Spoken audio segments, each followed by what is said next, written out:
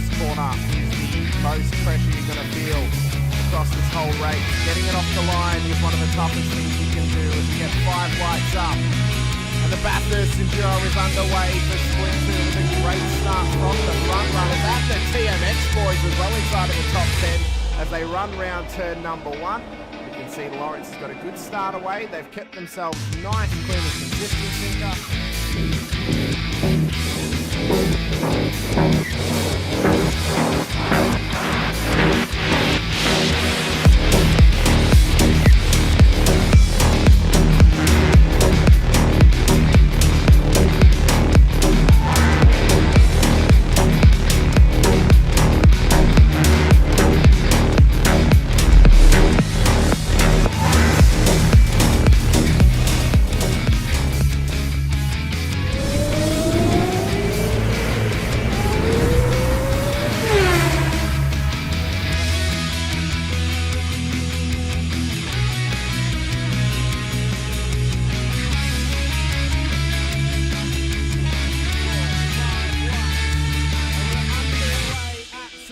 For the final race of the season, it's a scramble towards turn 1 for the front runners and the whole field is behind. Another old leads them through one already. Davison and Sinka wanting to try and keep right on the tail of Doug Allen. As the rolling was climbing up the front of the goal phase there. Katakazina.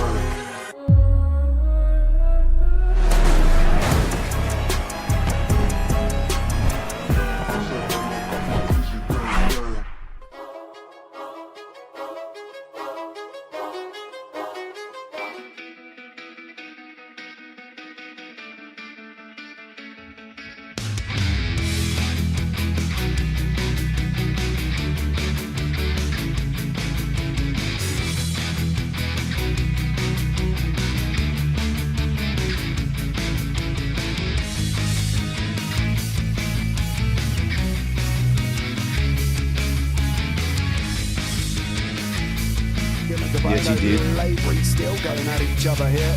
3 minutes down, we've got 17 minutes to go. They're going to go round a lot of times. It's 1 minute 21 lap times here.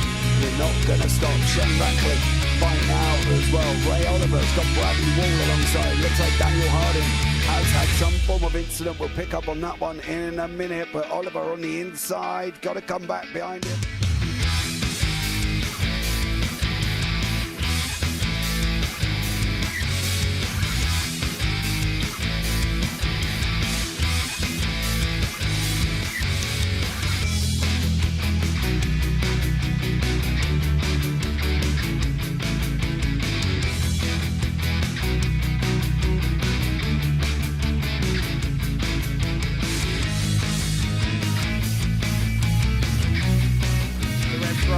Further back as we're underway. James Scott will lead them up the hill, up towards turn 1. Can they keep it clean? There's already contact with Dolphin and Stone Street on the straight as they run round turn 2.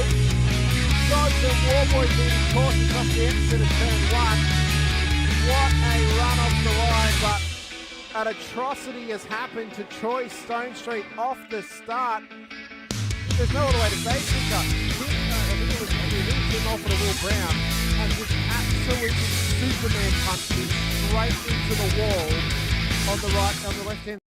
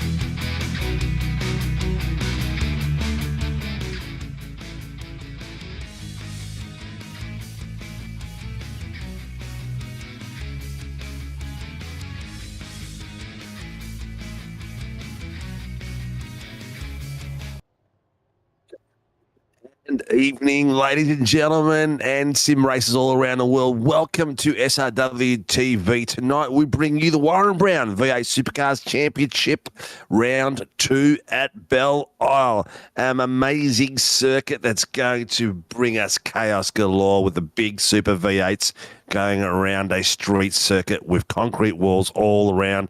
Believe it or not, Formula One did race here for a while.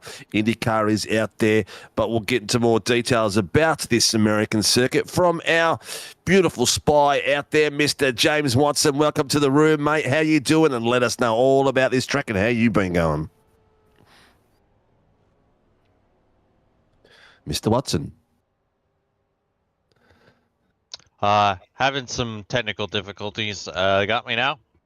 Yeah, got you now, man. Nice and clear. Okay.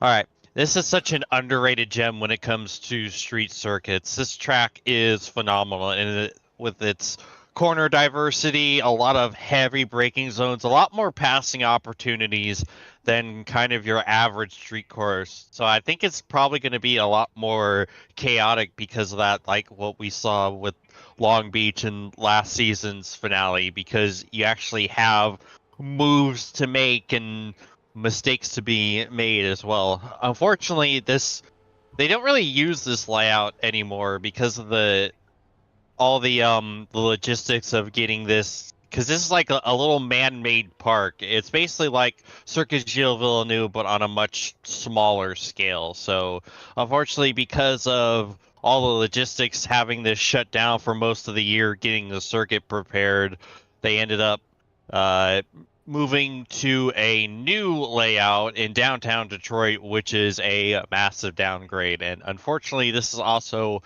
not the layout that F1 hosted back in the day, because this is way too cool, apparently. Also was not in use at all at that point as well. Cool and way, way dangerous. I love this track, but also this track has destroyed me in some amazing corners, which we'll go through a little bit later. Do we have the ladder downstairs, Cobes, at all? And maybe we can also have a look to see where we are next week as well. But tonight we have got ourselves, we'll get the ladder. Jeez, he's quick, isn't he? Already, as you can see it, at the pointy end, the AMs. We've got Scotty Weston from EWT heading the field from Di Feldman, our resident female in the series for Performance Sim Racing, in second place, and Chris Tomlin from LCR Esport in third. As we go down the queue very quickly, we got Reds James in fourth, Brett Taylor fifth, Michael Quash sixth, Liam Amos seventh, Mason Martin eighth, Robbie Baxter in ninth, Steve Martin 10th, Martin Hughes 11th, Alan Mazzaroli 12th, Martin Lipsky 13th, John Van Ray 14th, Aaron Smith 15th, and Jack Alsey at 15th. Let's have a look how the Pro-Ams are standing. The Pro-Ams, we've got Blake Urquhart. After a fantastic performance last week, he's got himself into the top spot for Pacific Esports Racing. In second place, we've got Jacob Trainer from Sim Racing Brotherhood. And third place, Daniel Clutterbuck from TMX Transport. Daniel is a past champion of the AMS 2 seasons ago and doing extremely well. Hopefully he can keep his momentum going for this season. In fourth place, Chris Blanchard, fifth. Travis Daly, sixth. Brandon Levin, ninth. Ernie Toth. Tim Miles in eighth. Ninth, John Gallen. Pete Sattler in 10th. David Duddle in 11th. Andrew Cowan in 12th. Jordan Williams, 13th. 14th is Troy Dooley. 15th, Jeremy Bush. 16th, Blake Gallen. 17th, Craig Healy. 18th, Stevie Daniels. And 19th, Mitch Noble. And up the pointy head, we had some amazing racing last week. If you haven't seen it, hit that like and subscribe button and go back and watch the last round. We saw some guys out there coming from 40th place to get some amazing positions. Ryan Mueller took out the night with some amazing driving up the pointy end for most of the night from Pacific Esport Racing. He leads the field into round one. Billy Mole had a very good night too. Very tough at the top end for WKMP Sim Sports. In third place, Blake Warboys from Warboys Motorsports. WKMP Sim Sports took out the feature after coming back from 10 places. Lukey Page, Privateer, in fourth. Ryan Nielsen in fifth. James Scott had a bit of a night he'd want to remember, but had a great comeback all the way to 6th, I believe, for the feature. Jack Snow is in 7th, Alex Azikas in 8th, Willie Morgan in 9th, Peter Pavlovic in 10th, Ryan Leonage in 11th. He moved up 40 places to get himself into 7th place for the feature over on last weekend's run. Jace Douglas in 12th, Will Buchanan 13th, Troy Stone Street 14th, Oliver Patterson in 15th and Stevie Banks in 16th. Yes, we have close to 40-odd drivers out there. Tonight we've got a sprint format. It's a 2040 with a top 10 reversal. Look out for the features coming up. We've got Sandown, Thruxton, Autodrone, Hernandez, Red Bull, Sasha Ring, WeatherTech Raceway and Mount Panorama for the rest of the season. Let's get back to the pointy end. A qualifying session has just started and we've got a lot of fun to be had out there. Mr. Watson, what are we thinking tonight? We had some mixture of missing the quali session and then having to work their way through the field with some amazing results for some of them, but not so much for the others. War Boys, for example, but then some races that didn't quite go to plan, but still was able to get great recoveries themselves. You know, you think back to Leonage with the money shift, James Scott being involved in a few incidents. So yeah, it was definitely a topsy-turvy season opener. So we'll see how this one goes at a much less chaotic and much easier track to deal with this time around. Nothing difficult about this place. Certainly not increase chance of ending up stuffed into a barriers. It'll be fine. It'll be fine. That's what I said. It'll be fine. Come race at Bellal. It'll be fine. Lucky we don't pay for spare parts. This place keep an eye on. Blake Urquhart just dropped from the session. Oh, really? Oh. There you go, packet loss. Well, he's got time to get himself back in. He has registered before the quali session, so that's good. Tonight's quali will finish on the 15-minute mark. The hammer will drop, and they won't be able to continue that because it is a 20-40 split. But let's have a look at this track as we've got James Scott going through. We've got the inside camera down the bottom screen, and we've got the outside camera. The corners here are very deceiving. That first corner coming down the straight can really get you adrift as you're coming in here. The areas around that part of the wall, dangerous. There's everywhere you go, there's a chance of hitting a wall as you push to the main extremes of this track and try to get it fast. Coming down this straight here, the main straight coming down towards the Chev, or there's a few bumps right in the braking zone that takes you right. Then you go the hard left, and you got another bump that takes you to the hard left again. So there's very bumpy areas that are right on braking zones and some corners, which if you don't hit that braking point spot on, you will kiss the wall. And the third corner, I think it's the third corner, the hard right, the right angle right. This one here is a big suspect for a lot of carnage in past races. Yeah, never forget here back like I think 7 or 8 years ago when one of the bigwigs at Corvette or at Chevrolet lost it going over that hump on the exit of turn 1 and 2 and completely demolished a brand new Corvette on the pace laps. You gotta love that when the big boys go down. Yeah. Who do we have in the camera on the right? Okay, so that's Jacob Trainer, our GT3 admin. He's got his camera on. So the boys do have that link downstairs if they want it. We'll promote that a bit more over the next week and let them know, get the admins to let them know so they can get the more boys in. We are in the past, we've had a lot of drivers come through and pop their mug in there. James Scott has already set an impressive 131.100, so he's already on fire and staking his claim for that top spot. I'm looking at Ryan Leonage. Where is he currently? Is he set a lap time or has he just disappeared on me? No, he still hasn't set a lap time. He is in the session. Hasn't popped on there. Blake Warboys is in there. I have seen him in there He hasn't set a lap just yet. He is in the session 2. So all the big guns, Ryan Mueller. I'm calling him a big gun because he's had some exceptional driving out there and is continuing it. He is up there in 3rd place.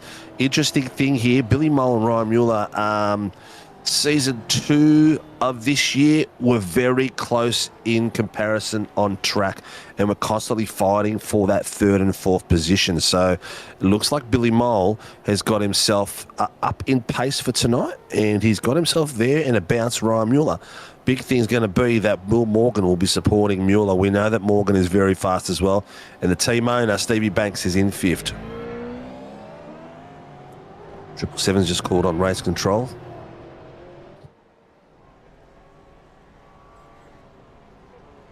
Travis Daly from WKMP Sim Racing has called in his lap 4 incident. We'll see how that pans out. Wow. What are we thinking, mate? Safety cars? Well, yeah, considering that I believe that's already our 2nd incident that's been... Oh, and another big incident with Scott Weston.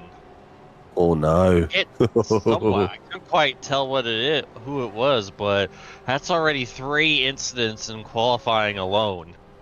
Well, look at the track map, man. Look at it. It is full. How many we got out there? We've got 32, 33, 34, 35.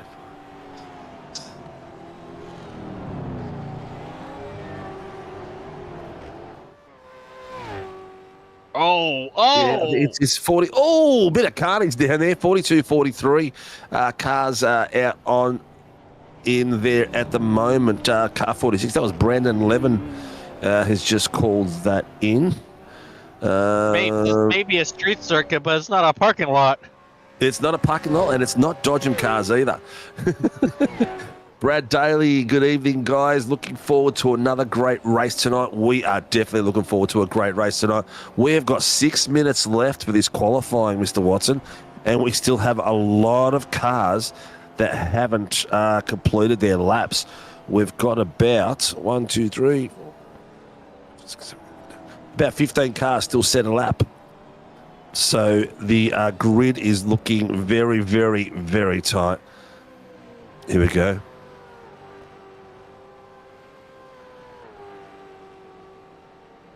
Or 9:56 pit lane start.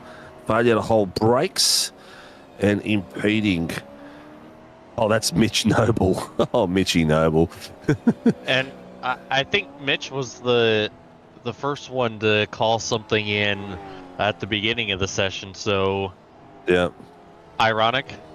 Yes, ironic is a very good word. Times looking. Look, I'm not expecting everyone to be up on pace on this track because this car is not an easy car to drive around here. See, look at that little kiss. You know, you're looking at corners like this right-hander after the pit. It's so deceiving. You can hit the wall really easy. The right-hander before the pits, it's like a double right apex. Even the first corner is, you know, if you don't get it right, you hit the wall. Oh, look, there's more carnage there on the left-hand side. Oh, my Lord. Oh, so there is a lot of fun to be had. We are down to the last 5 minutes. Ryan Mueller. Oh, Rian Liena just popped in to say hello. He's got himself a 131.656 in 3rd place. 2nd row for him, so it's good to see. Here we go. 144 pit lane start. 144, Ernie Toth. There's a few more. We're going to have a queue in the pits of the weight we're going at the moment, Mr. Watson. Yeah, we're going to have more cars coming out of pit road than we will on the grid. Yeah, I think there's 4 in the pits at the moment doing grid starts. 1 for a towing without permission from the feature race last round, and then another 3 for infringements during the qualifying. We're down to the last 4 minutes. There's a few people out there that are still setting some cracking times. Luke Page has got himself up to 12. I'll give a quick rundown on how we are sitting at the moment. James Scott, Ryan Mueller, and Ryan Leonage are all in the pits at the moment. It's not on track. But we've got James Scott in first place, Ryan Mueller second, Ryan Leonage third, Billy Mole fourth, William Morgan in fifth, Brandon 11 in sixth, John Gallen seventh, Stevie Banks eighth, Will Buchanan in ninth, and Travis Daly in 11th. Oh, Troy Stone Street's just popped up into sixth place to get some more WKMPs at the pointy end. We're still waiting for last week's champion to set a lap time. I know that he's probably logged in and trying to get the kid to sleep, and probably pop in the last minute without even doing qualifying because his work schedules are all over the place at the moment. So we'll see how he does go. Will Morgan, Jax Nova has just popped into sixth place. Yeah, a lot of mega laps are coming here in the final minutes. Look at the amount of cars coming down. We've got Jax Nova in his Fanatec livery coming through. James Scott's got himself back out on track. He's going to probably try to set one more time out there. Grandma Lee, good evening, boys. Looking good, Ryan. Ryan is looking sensational. He is on fire. Ooh. Oh, my. 175 pit lane start. Oh, Who man. is that? We're going to be recreating the Hamilton on the grid by himself picture from Hungary a couple years ago at this rate. It's just going to be James Scott, no one else. That was Brett Taylor from EWT who got that. So he's going for it. Brett Taylor is going very nice driving at the moment. He's looking one with the car around these concrete barriers, and the cars are looking. Oh, Clutterbuck in the bottom screen is just nobbled the wall. Oh, sorry, it was Michael Quash in the TMX that did that. Have a look how many Pelicans are out there just chasing James Scott down. 1, 2, 3, 4. Brandon Levin going up to sixth place.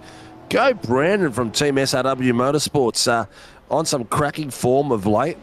No support from his principal owner because I've been out and about, been busy. Geez, I've got to get a team principal for my team. Anyone who wants to be a team principal for Team SRW Motorsports and help the boys with training and scheduling and setups and stuff like that, please reach out to me. I'm looking for someone who can help me coordinate this team and look after these boys properly. All right, there's a fair few boys off the track at the moment. We've got a minute left, so anyone who is not on track and coming through the final parts of this track will miss out. Leonage is out, Ryan Mueller's out, and looks like it's down to James Scott.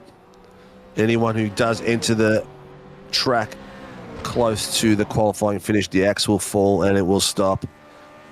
Brandon 11 Pro-Am sitting in sixth place. That's pretty good. Highest pro amateur rating is Brett Taylor and James, Mr. James up there.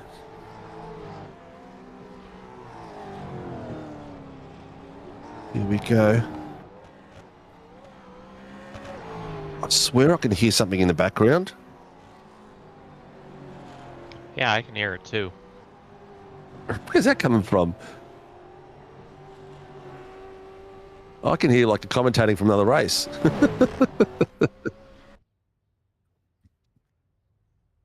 Okay. That would be the replay coming back at us from Mr. Nielsen, Travis Nielsen. Okay, ladies and gentlemen, we have done our qualifying set and the grid is going to set soon.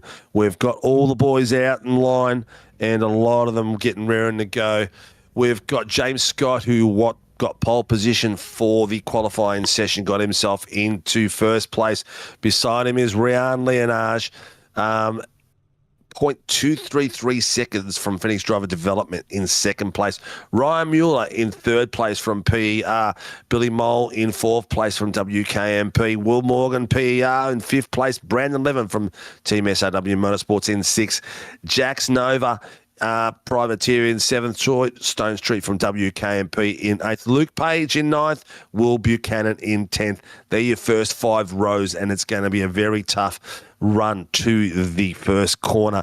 Then we've got John Gallen from PER with his team owner, Stevie Banks, in 12th position beside him. Travis Daly in 13th. Jace Douglas from Murray Performance in 14th. Chris Blanchard from WKMP in 15th. Scotty Weston from EWT in 16th. Blake Urquhart from PER in 17th.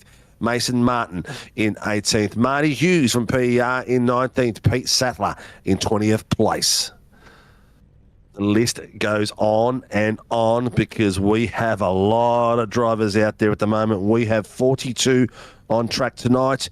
Our race control director is Greggy Barber, working with Stephanie Piccola as the race steward, and Kevin Wakefield in the safety car. So 42 cars out on track, and everyone is getting ready to go as Greg Barber finishes the final instructions with all the drivers in the briefing room.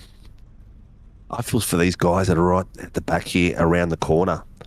There'll be guys even further than the pit exit. Yeah, Yep. They're going to have a long way to go.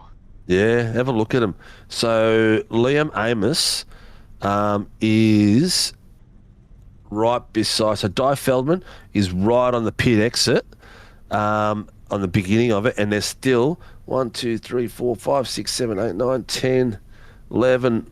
There's still 11 cars behind her as well. So those poor buggers, they're down there. The concertina effect into the first corner is going to be dramatic as well, especially for the guys at the back of the grid. You have to be very, very, very careful. All right. The clock is ticking. We are down to, looks like 10 seconds before we get off. Ladies and gentlemen, I hope you've joined us tonight. If you haven't, hit the like, subscribe button, get your family and friends out there. We are racing for round 2. SAW brings you the Warren and Brown V8 Supercar Championship, and the legends out there in the Gen 3 V8s are getting their engines ready, and it's going to be a roaring race to the first corner. The clock's ticking. We're waiting for a few more drivers. And we are green, green, green and going. Everyone's got off to a fantastic start. Even the drivers down the back of the grid as they're coming to the first corner and coming for it like hell on leather. Scott has got himself nice and clean through. Leonard is followed with him. Mueller, Mole, Mueller, all coming through nicely. James Scott is taking the inside line, making sure that Rian has to go out wide to come through. Ryan Mueller is all the way on the back of Leonard as we come through. Mole, Morgan, Levin, Nove, and Stone Street, Buchanan and Douglas and Page all coming through. There's a couple too wide. We have got a car that's rotated. We have got a car that's through. I'm not sure who it is at this point. I'll get James to have a look. That is Sattler. He's turned around, and unfortunately with a grid this tight, one mistake, even if you're in a top 10, will take you down about 30 places. As we are coming through the back end of the course and coming through some very tight bits, the bumps are going everywhere. The braking points are being tested. Tyres are still a bit cold, so the guys are going to be very careful. Scott has got them through, and he is following that, guys. Oh, that's really weird. Piccoli's in the top of the step. Have a good snapshot of that, Piccoli. It'll be the first time you'll be on the front position for the V8 Supercars. James Scott is leading the boys around, and have a look at the way these cars lean and just get close to the concrete as they're coming through the back end. Now passing the pit straight, and we will complete our first lap, and the gaps are very, very minimal. No one has really jumped out anywhere.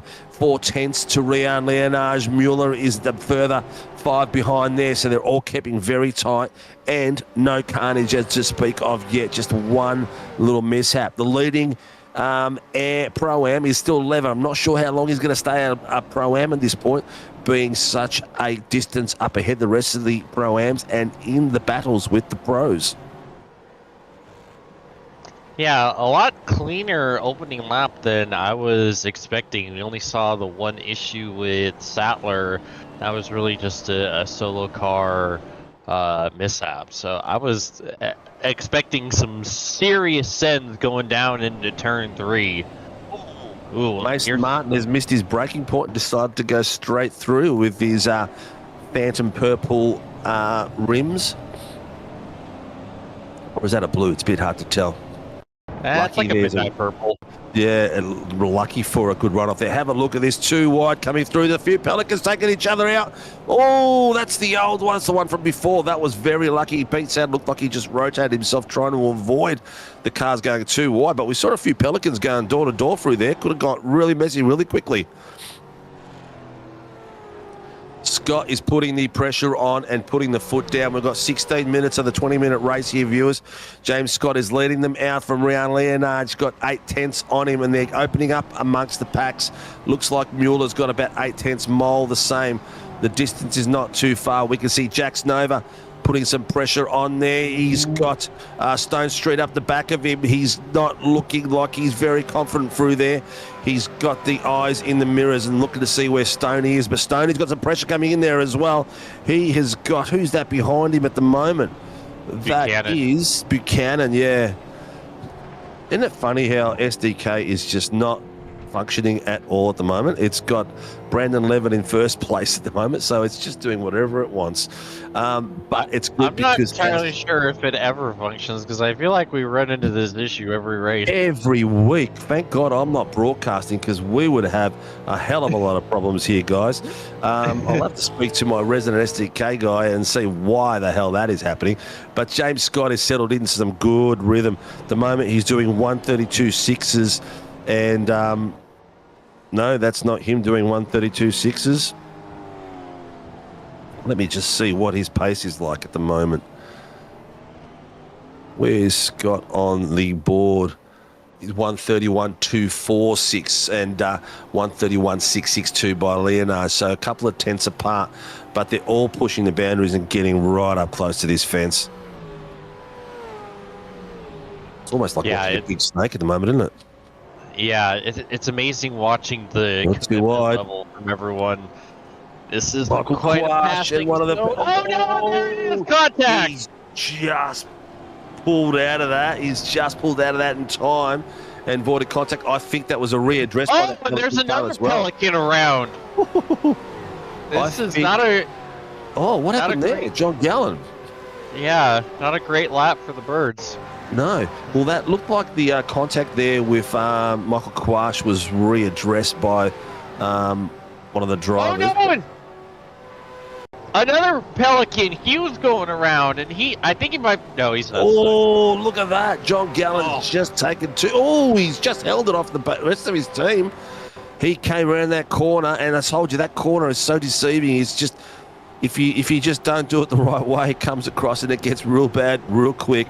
Marty Hughes there. Oh, Marty Hughes. Has he touched the wall then by accident by the look of it? I think he gave it just a little too much throttle going over the hump of the exit of two and just went around. You can see that hump there too. It's an absolute... It's just in the wrong place, isn't it? All right, the boys are... Oh, another one. Stadler's missing. Oh, nice little flick there by Stadler. Almost a J-hook. Gets back in there. He's lost 2 places out of that, but did well to recover very quickly. Yeah, here we've got Jax, and look at Stone Street putting the pressure on. He's in side by side. He's having a look at him coming down the Chevrolet corner. He's having a look. He's not quite got enough overlap there. These bumps here under brakes are very dangerous, and the cars can come unglued very quickly as they come in across. The tight right-handers doing very, very well. Very compact grid, mate. They still haven't gapped each other a lot, all sitting very close. And I'm pretty sure the person the most happiest about that is James Scott, because I don't think he wants to deal with any lap traffic at a place like this. You know what? He has had all the bad luck that you can want to have early in the season. Oh, get me going. Di Feldman's having a look.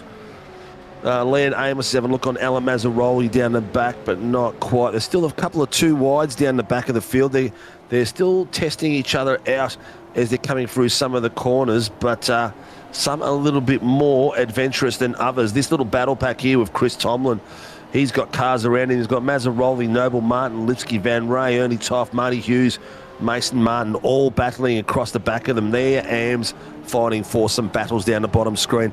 And look at this, too wide coming through. EWT and one of the Pelicans coming across. Not sure which ones they are. I think that might be Scotty Weston, but then he's being swallowed up by another Pelican out there too. I think we've got about 6 or 7 Pelicans out tonight.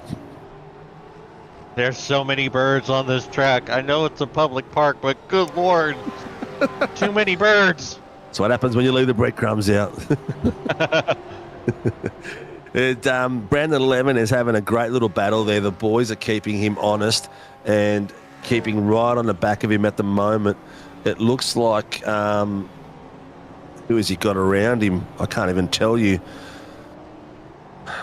Anyway, I'll tell you what's an interesting story. My SDK tells me Jason Douglas is reading by Travis Daly, Luke Page, Chris Blanchard, Stevie Banks. That's what SDK says. But in the real world, on the track, the real world as we see it, James Scott is leading us out with Round Leonard, following him through by Ryan Mueller, Billy Mole, Will Morgan, Brandon 11, Nova, Stone Street, Buchanan and Douglas in the top 10. Don't forget, we'll do a reverse top 10. So in 11 minutes. Stoney. Oh, big sideways for Stone Street. He had to wheel it. Whoop. 10-point. Oh, no! Contact with Stone Street and Stoney. Stoney's gone round. 055. He's got himself a 10 Stone point. Street is stuck. I think Troy is stuck. Oh, no, he's gone now. He asked to tow. Oh, he's drifted across the nose of the guy behind him, unfortunately. The guy behind him has just put himself in a position where there was no way he was going to get around him. That's a bit unfortunate for Stoney. We've got, who did I say it was? We've got a post-race penalty for 055, I think that was. And I can't remember who that is, but we keep going as we digress. The boys are still battling left, right and centre. We've got Travis Daly here at the moment being chased down and lots of pressure coming through on the back of him. The 05 is Marty Hughes, the 055. Yeah, okay, there you go. That's who is getting himself a post-race penalty. Have a look at Travis Daly and the pressure he is under at the moment. That is crazy. That's Lukey Page following him with about 4 or 5 cars in close proximity. Page is having a look on the inside, taking it on the outside, did a bit of a fake there, tried to get underneath, but not enough. Oh, he's really taken liberties of the track there. It's slowed him down a bit, and it's let the car behind him come and tuck in. It's compressed them like a harmonica. These boys are right on the back of each other, only a couple of tenths apart.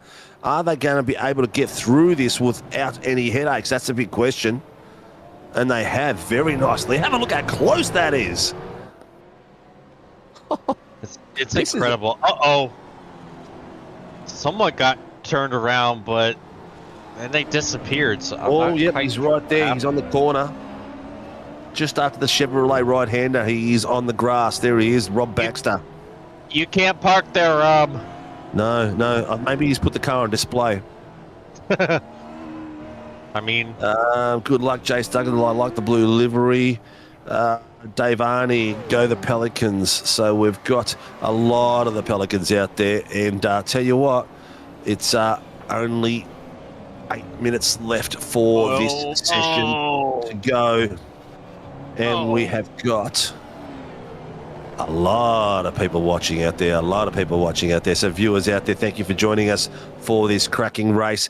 Please like and subscribe, hit the notification button so you don't miss our next show. Next show will be tomorrow night in the mozaracing Super Formula Light Series. Oh, sideways from Mitchie Noble. Mitchie Noble's drifted straight away into the exit row and kept going.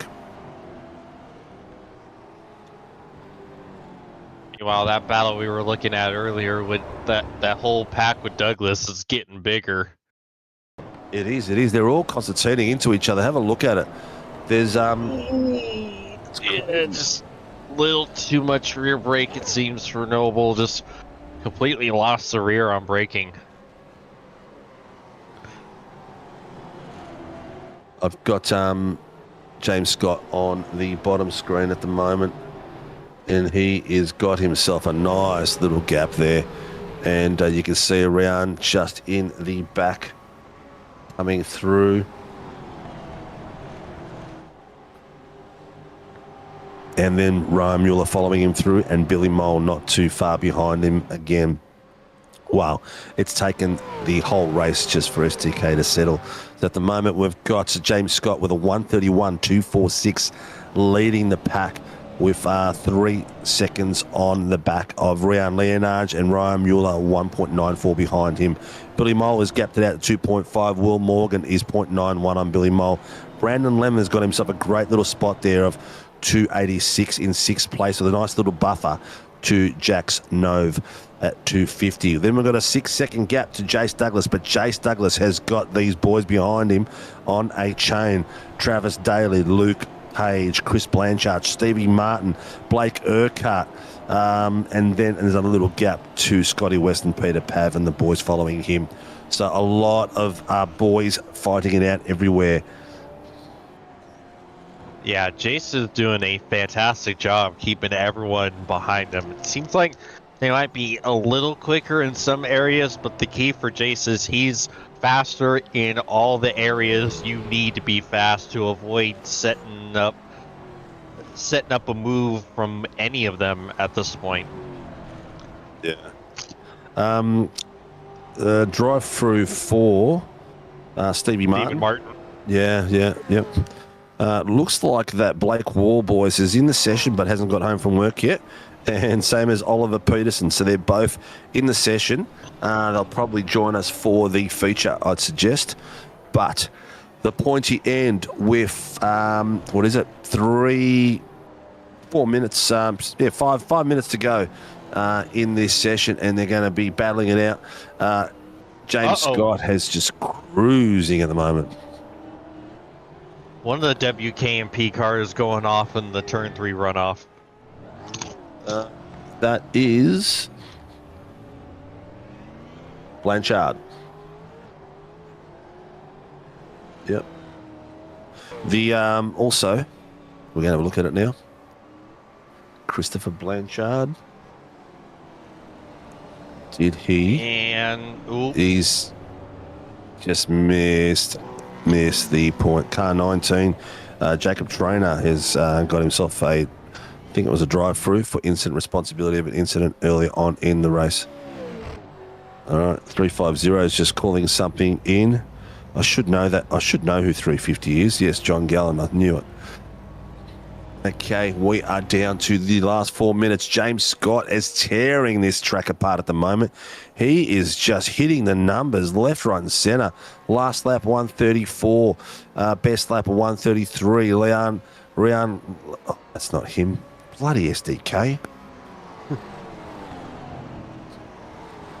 All right, I give up. I'm packing up my tools. I'm out of here. I'm taking my soccer ball and leaving. Would you say you're packing up your Warren and Brown tools? Yeah, my Warren and Brown tools, and I'm leaving. Oh, my goodness. All right. How's that for sponsor placement? Yeah. Jacob Trainer's doing his drive-through as we speak. The boys are still going. Here we go. More penalties. 212 causing a collision. Nap 9. Chris Tomlin. So tonight is our senior race director, Ricky Barber, down there handing out the penalties, and there's been plenty to hand out so far. Yeah, which isn't too much of a surprise given the track, but what I am surprised about is the fact that a lot of these seem to be like minor incidents, no real like huge dust ups like cars getting demolished, a track blocker, or anything of the sort. We really haven't seen what caused a good chunk of these penalties, in fact. No, we haven't. A lot of them have just been silly things, people putting their noses up where they shouldn't be and then not holding brakes and stuff like this. But this little battle here with Travis Daly, Page and Banks looking really good. Page is putting the pressure on Travis immensely. and not giving him any room at all. Oh, Jace got real close to the wall there. So Ooh. let's reverse that around. Travis Daly is putting pressure on Jace Douglas. And then there's Nova, and then you can see Mr. Banks, the team owner, not in the car, but in the car just behind them in that pack.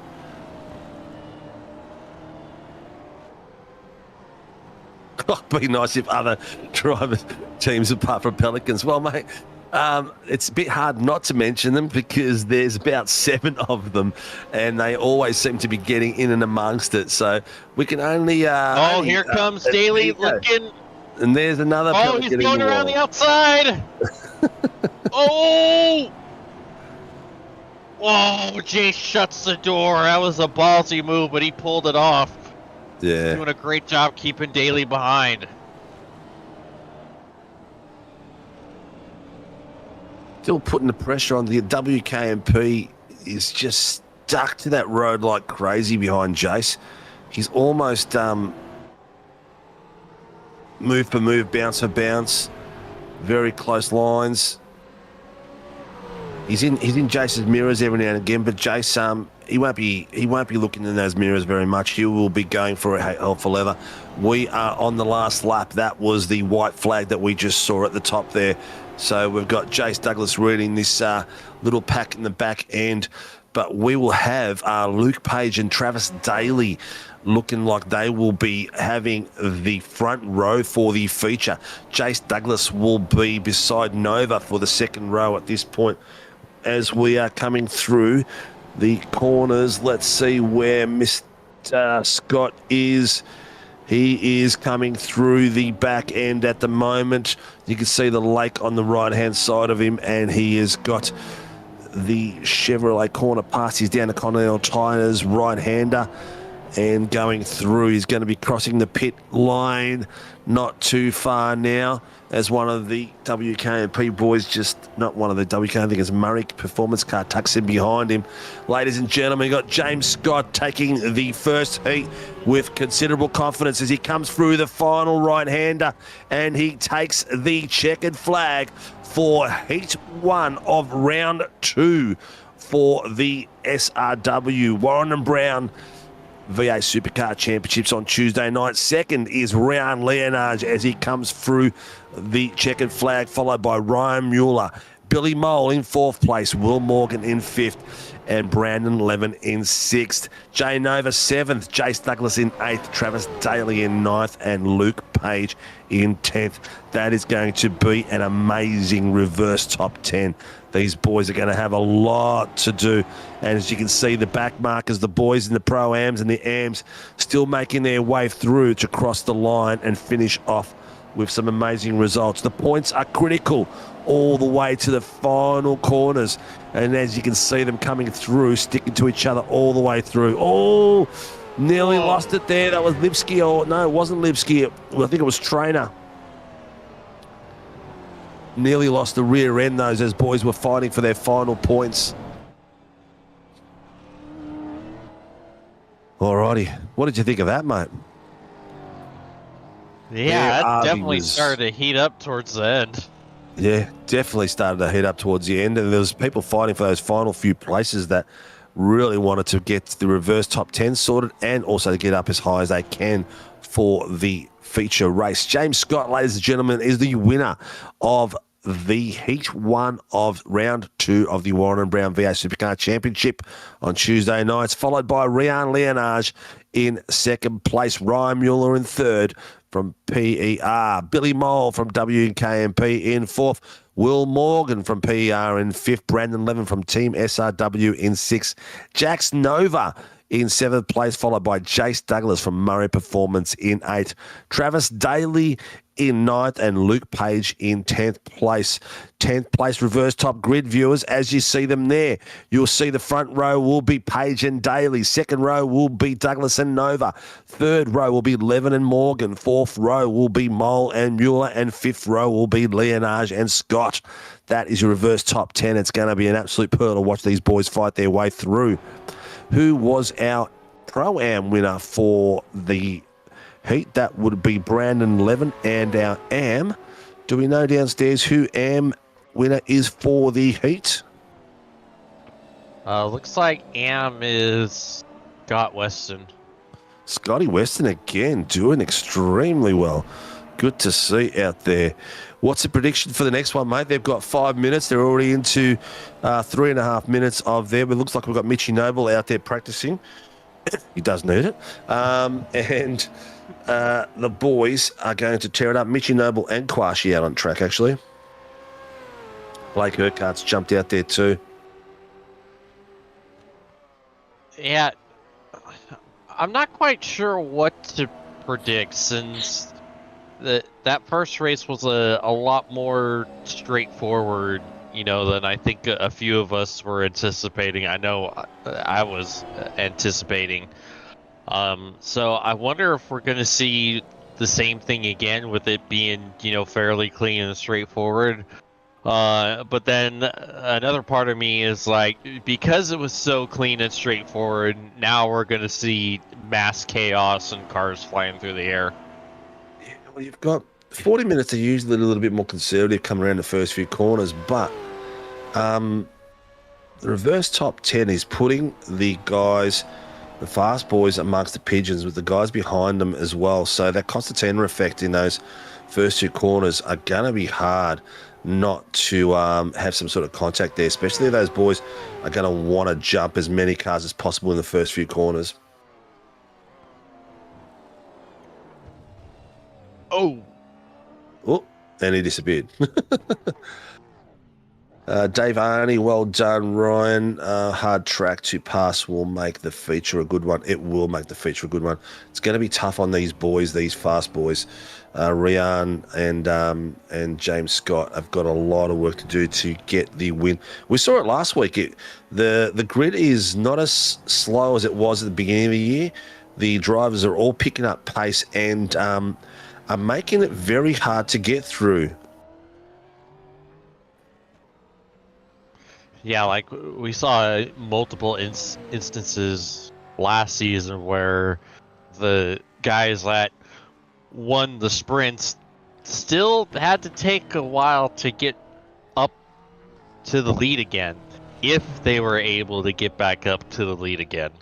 Yeah, 100%. And there's no slouches out there. You get behind someone like oh God, who am I going to pick out? Peter Pav, even in the mid packs of the racing, very hard to pass. John Gallen as well can be very hard to pass. I mean, at the moment, Stoney is out of position. He's going to be hard to pass. Yeah, then when you get to Will Morgan, Billy Mole, Ryan Mueller, by that stage, your tyres might be cooked, and then you've got those last five to beat, and those last five cars are not going to be easy at all. No, they're not. All right, we've got about 20 seconds, 30 seconds left for the warm-up, and then we'll rub our hands together, blow on our palms and roll the dice and get the ball rolling for the feature race. If you're out there and you're supporting a team and there's someone you want to see, someone that we haven't shown tonight, please let us know. We'll try to get the second camera on them or even the main camera, depending on where they are in their battles. If you have not liked and subscribed, please do. It does help us, and it is free. That means no dollars, no doliros, nothing. Just a press of a button and maybe a little bit of arthritis.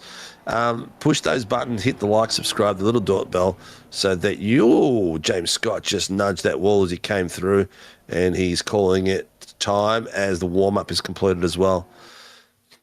Might give us a quick moment to thank all our sponsors and for all the help they give us and keep the doors open. Literally, when I say that, that's exactly what I mean. They keep the doors open.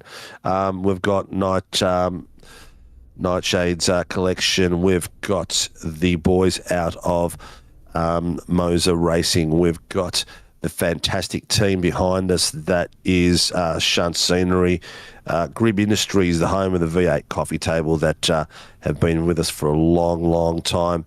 We've got Phoenix Driver Development. If you're after some driver training and you're after some setups check out the boys, Laz and Rian on Facebook, and see if you can get some work with them. They work with teams as well as individuals.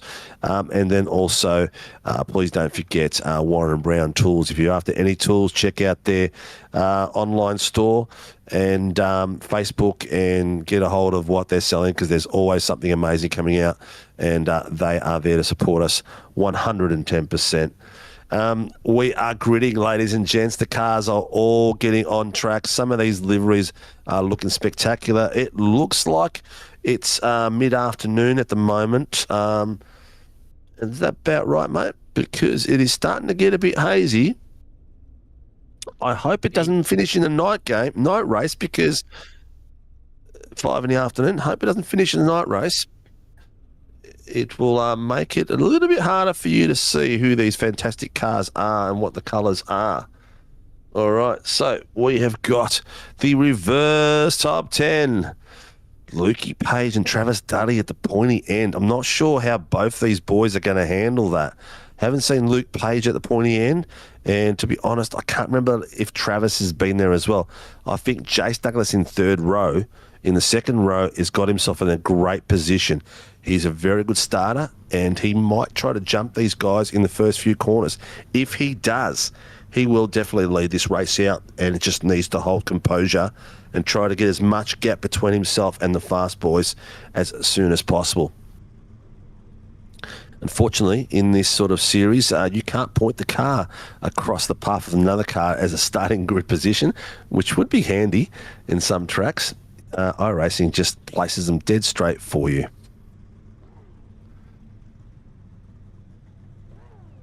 All right, as the lights are dimming, the headlights will come on soon, and we'll start squinting. And then I'll thank good old Cowie for setting it up as an evening race.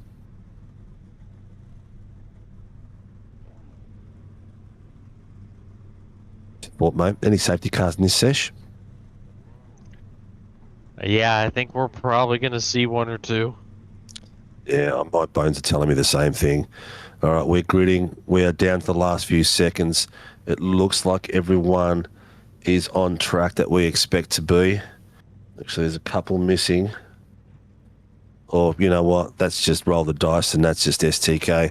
Ladies and gentlemen, welcome to the feature race tonight at the Warren Brown V8 Supercars at Belle Isle. We have got some of the fastest boys going, and the lights are green. We have gone off fantastic. Jason Douglas has ripped through these boys and straight away gone to the lead like I predicted.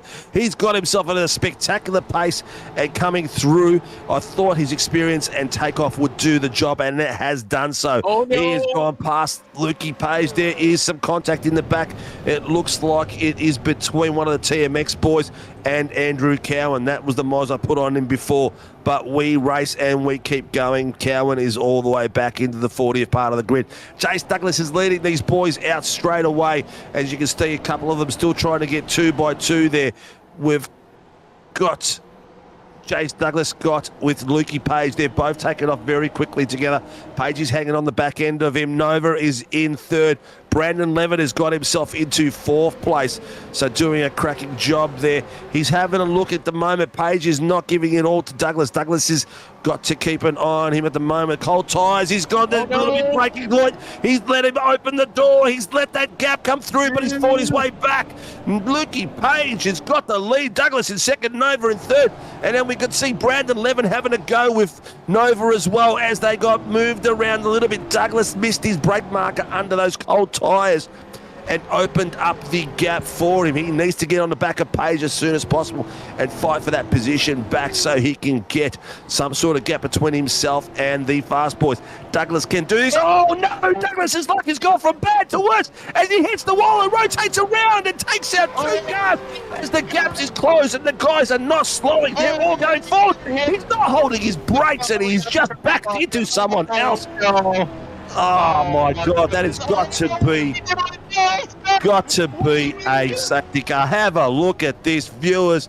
These people are not lifting their eyes and they're driving into the back of it. That is amazing. I think one of those cars that was on the left decided that he was going to try to move and reverse back into the other cars. That is an absolute How have we debauchery. not got the safety car yet? I'm not sure if the safety car has been called. I have not heard it, and I have not seen anything typed in. Okay. I can't hear safety car yet. I can't hear that as we speak, but I can hear the towing has been given. The race seems to be continuing. Okay, so I haven't heard a safety car come yet. We have got, that was just, I don't know what the hell. Oh, no shots. That's not a safety car. No shot. That was wild. Slinks. Okay, so there's a caution coming out. Parked car on pit straight. Stopped. We've got Lukey Page. Levin has got himself in an amazing position. And take it. And Leonard just got himself up into third. Levin into second. Lukey Page in first. Ryan Mueller in fourth. James Scott in fifth. Travis Daly in sixth. Will Morgan seventh. Scotty Weston in eighth. And Stevie Banks in ninth. And Blake Urquhart in 10th. I'm not sure who got who's in the pits at the moment. It looks like Toff, James, Aaron Smith, Nove, Martin, all in the pits with damaged cars. Everyone else seems to have maintained. We've got Stone Street, Fieldman, and Clutterbuck as well. There's another car that is absolutely dead at the end of the back straightaway. Tim Miles. Tim Miles. Oh, and someone hit the pit lane wall.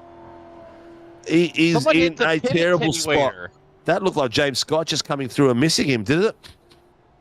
I think so. Oh, wow. 522 has been given permission to tow. They all cleared very, very quickly. Yeah, right here. Joey, no. What happened there? Oh, no. Oh, he decided he was going to use some of the pit entry to avoid the contact, and he couldn't decide whether to go straight or left. Some of those boys went straight in the pits with the damage, and that's Cowan stuck like a shark in the net there. Can we see, while we've got time, we're in the first 5 minutes of this, we know that the boys out there are leading. We've got Lukey Page up front, Brandon Levin second, Ryan Leonard's third, Ryan Mueller fourth, James Scott fifth, Travis Daly sixth, Will Morgan seventh, Scotty Weston eighth, Stevie Banks ninth, and Blake Urquhart 10th. Let's have a look how this fell apart, if we can have a chance to have a look at that. Woo! James Scott passing. Oh, here we go. 044 incident responsibility, lap 1, turn 2. 044 is Stone Street. Stoney. Oh, okay, Stoney. Let's have a look. All right, at the moment, we are with Brandon Levin in third place. He is chasing down Ryan Leonard, and Leonard is chasing down Page. James Scott is just past Ryan Mueller over a few corners ago, but Mueller is on the back of him all the way through. Scott is trying to get up the pointy end and catch up to Leonard as quick as possible. Tell you what, Brandon Levin's form has gone from one level to another level over the last few races and the end of last season, and he's doing a tremendous job up there. From Team SRW Motorsports, I don't get to mention those boys very often. Ryan Mueller's just set the fastest lap of the 1:32.358. Not too shabby at all. James Scott is just behind him in the 3:93. So the times are all very close. Looks like Leonard is sending up Luke Page for a pass. He has got a back marker that's coming up to him shortly. And Leonard is on the back of him, waiting and pressing for a mistake. He's taking the inside line. He's having a look. And also James Scott on the inside of Levin. Levin's closed the door on James Scott. And we're going too wide across there. Page has lost 2 spots. No, 1, maybe 2. We've got Levin on the inside. Beautiful line. Beautiful work by Levin. And followed by James Scott. And followed Levin right through. It looks like Page is going to lose another spot. He's got Mueller over the back of him too. Whoa, 3 corners, 4 cars by Page. He is down in 5th place now from 3rd in 3 corners. What a way to drive. Leonage came through. Levin's cracking little pass there. And James Scott just tucked in like a Verstappen behind him and put the pressure on. Now James Scott is all over the back of Levin, got the under the brakes coming through. He's tucked it in nicely. Oh, Levin has missed his braking point and lost 3 spots out of that.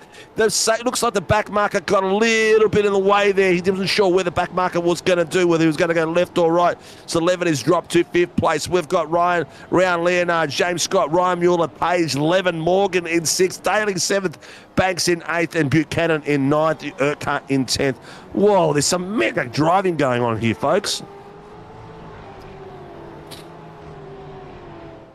Okay, Brendan Levin's called something in then, so he might have got a bit of love there from the back marker or what. I'm not sure. He's called something in, but I couldn't see anything that was untoward for all that. Whew. Yeah, that was a bit great, Gray. Yeah, I'm just still just gobsmacked that we did not see a safety car. You know, we've seen safety cars thrown for a lot minor incidents, and you know, they've all been good calls to bring the safety car out, but it was just shocking to see the track completely blocked. And yeah, I think they were all sort of blocked up at that point. So even if you called the safety car at that point, they all cleared off pretty quickly as well.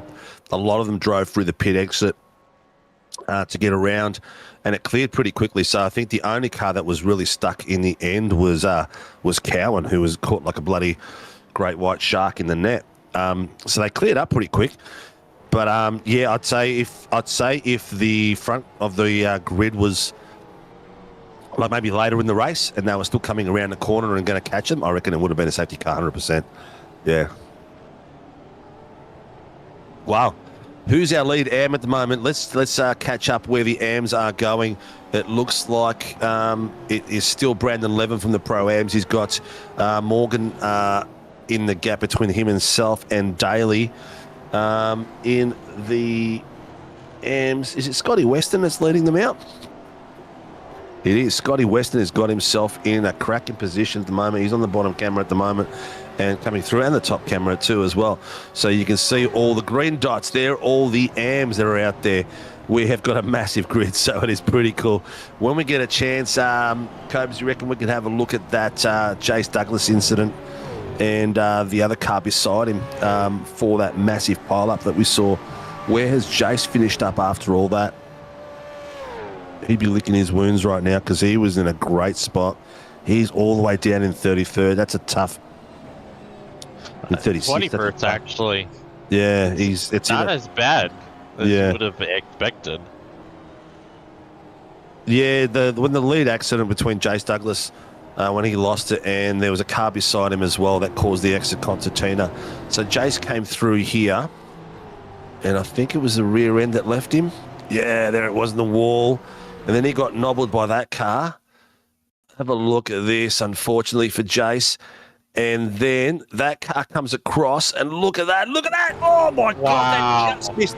But then that car, oh, he got nobbled nicely. Look at that. And then hold the brakes, everyone else. And I'm not sure if some did or some didn't, but have a look at that. Oh, my goodness. Look at that. Oh, there's feathers flying everywhere. There's WK&P parts flying everywhere. There's people still trying to get out of it. And it's like, where do we do it? Teammates hitting each other and trying to rotate around. Look at this. Oh, let him through. Look at this. They finally got themselves cleared out. And it was wild because, like, I went back and reviewed it, and there was, like, no call-out whatsoever from anyone. Like, you'd think that someone involved in the wreck would have been like, hey, we're all dead up here. You might want to slow down, everyone. There's not a whole lot of room to get by all the death, destruction, and carnage. Yeah, this is the problem. iRacing waves yellow flags, but no one looks at them. No one takes notice of yellow flags. It's just mind-boggling. And you know, the amount of smoke that would have been in the air. Like, I would love to have seen the driver's view of someone coming around that corner that drove into that whole pack and still hit the cars in front of them. I mean, you would have had yellow flags. You would have had dust rising in the air as well. I don't know if that's enough of a signal to slow down. Maybe they're waiting for smoke signals and a pattern to, to slow them down. But that was crazy. But anyway, ladies and gents. And I feel bad for race control because someone had radioed in something like a split second before all hell broke loose. So they go to start taking a look at the incident, and then bam, the apocalypse happens right there on the front stretch. Apocalypse is a very good description, actually. Something can't have something in Detroit, something.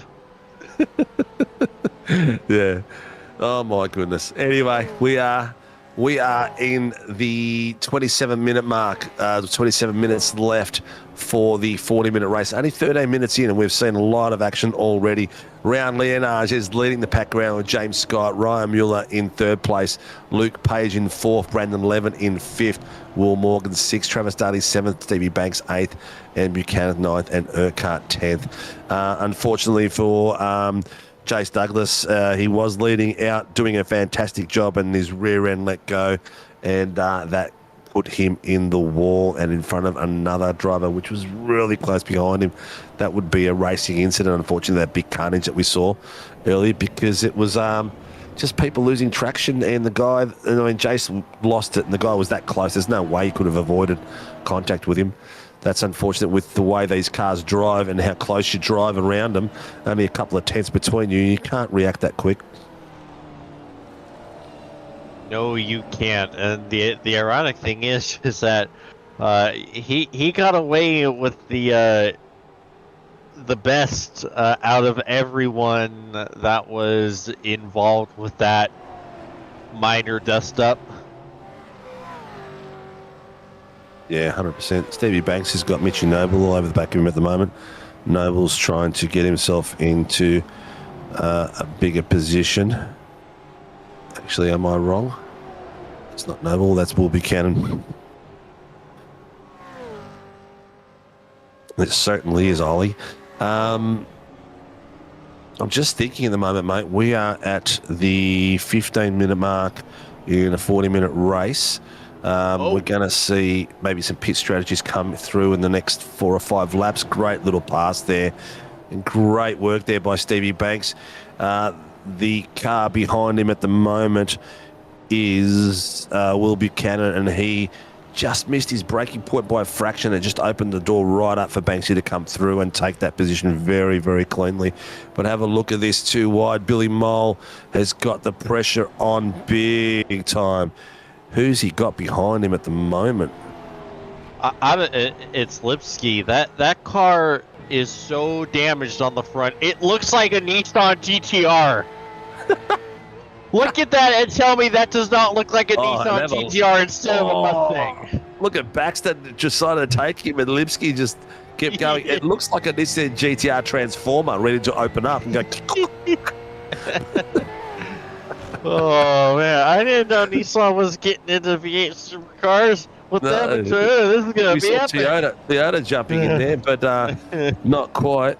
Who is that behind him?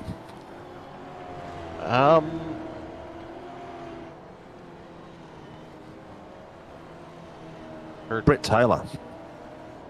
Heard someone get sideways in the background. Yep.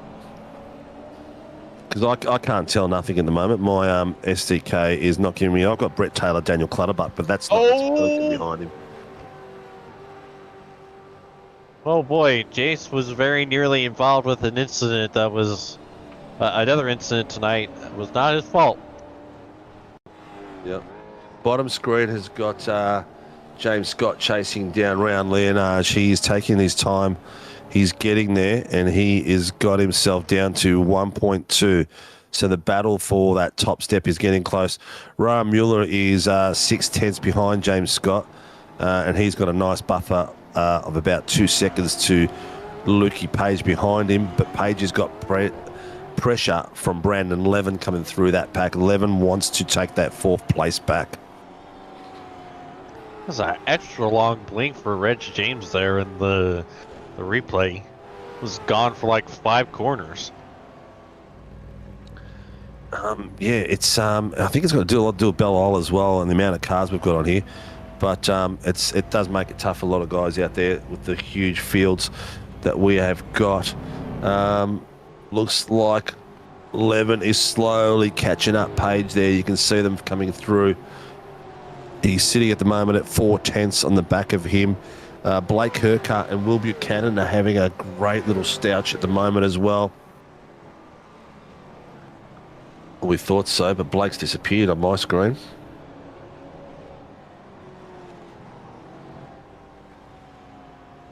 Yep. That's why he disappeared on the screen. He went into the pits. But Slinks, that was wild. That was crazy wild. That was Mitch doing... Mitch saying he did that last bit on purpose during the warm-up. But here we go, Levin just checking his braking point there and making sure he's getting on the right bit. We've got 2 wide behind them as well. That is Morgan and Travis Daly coming through with Stevie Banks getting in there as well. We've got Peter Pav in the pits at the moment. That looks like the first of the boys that have opened up the pit strategy, maybe trying to get himself an undercut and get into some fresh air, make life a bit easier for him. Round Leonard in the top square at the moment, being chased down by James Scott. That gap is down to 9/10, so he is putting the pressure on. Kettle is boiling. They are pulling away dramatically from Ryan Mueller. He was only about 5 seconds away now, 7 seconds. So they're about 5/10 different in pace on that last lap. Oh, a bit of back markers involved here. Have a look at this. Lukey Page on the bottom screen. Levin has got around him as well, but a little bit of interference. You can see them. They're weaving through the back markers in the bottom screen. You got Cowan on the left-hand side trying to stay. No, that's a Trainer trying to stay out of the way and coming through. Judo Gress, that wasn't Trainer. It was Amos. Amos is in the purple one.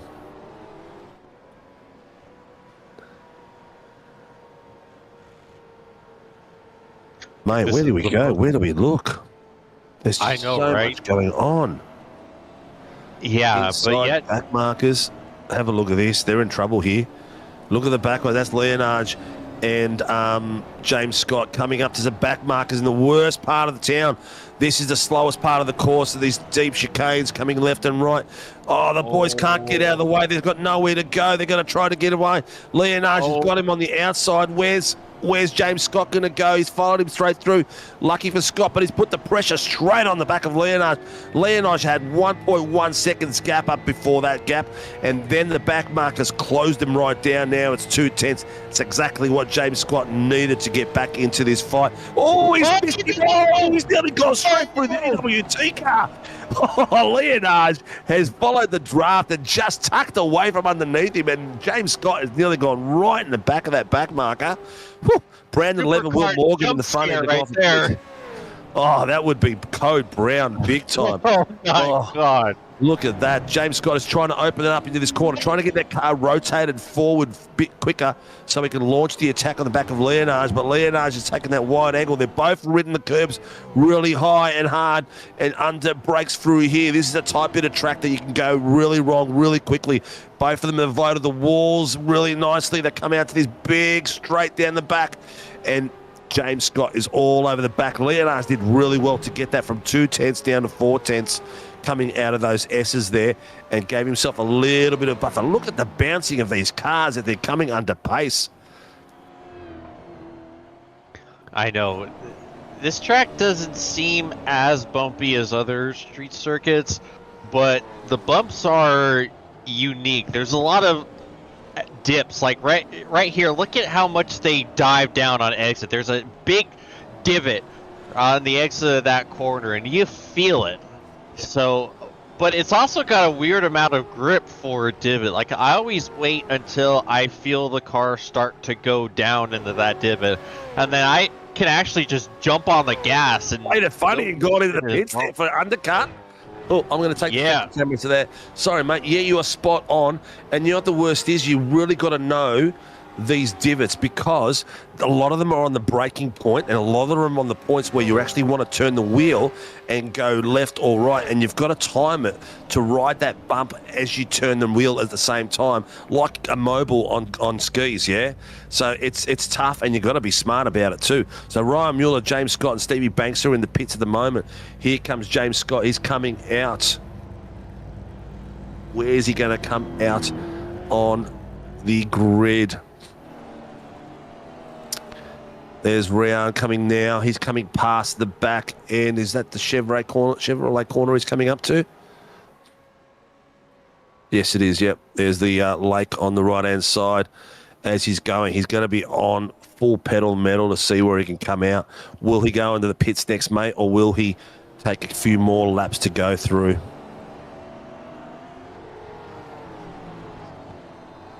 He's on fire. There's not much difference in pace at the moment, man. There's a lot of cars doing, 133s, 150s. Luke Page did a 133.3 in his last lap. Fast, just a tenth slower than what Ryan Leonard's last lap was. So Lukey Page has got a bit of pace in him. Here goes Leonard. All right, so we've got, I'll stick with Leonard on the bottom screen, and Kobe will go to James Scott on the big screen, and then we can see where they're going to meet up at the other end. Let's see, can you see him? There he is. He's on the pit wall. We've got James Scott coming through. Will the undercut work? There was about a second. There was about 4/10 difference when they went in the pit. Here he comes past the pit exit. Leonard is moving as well. It's a short exit. Will he get in front of him?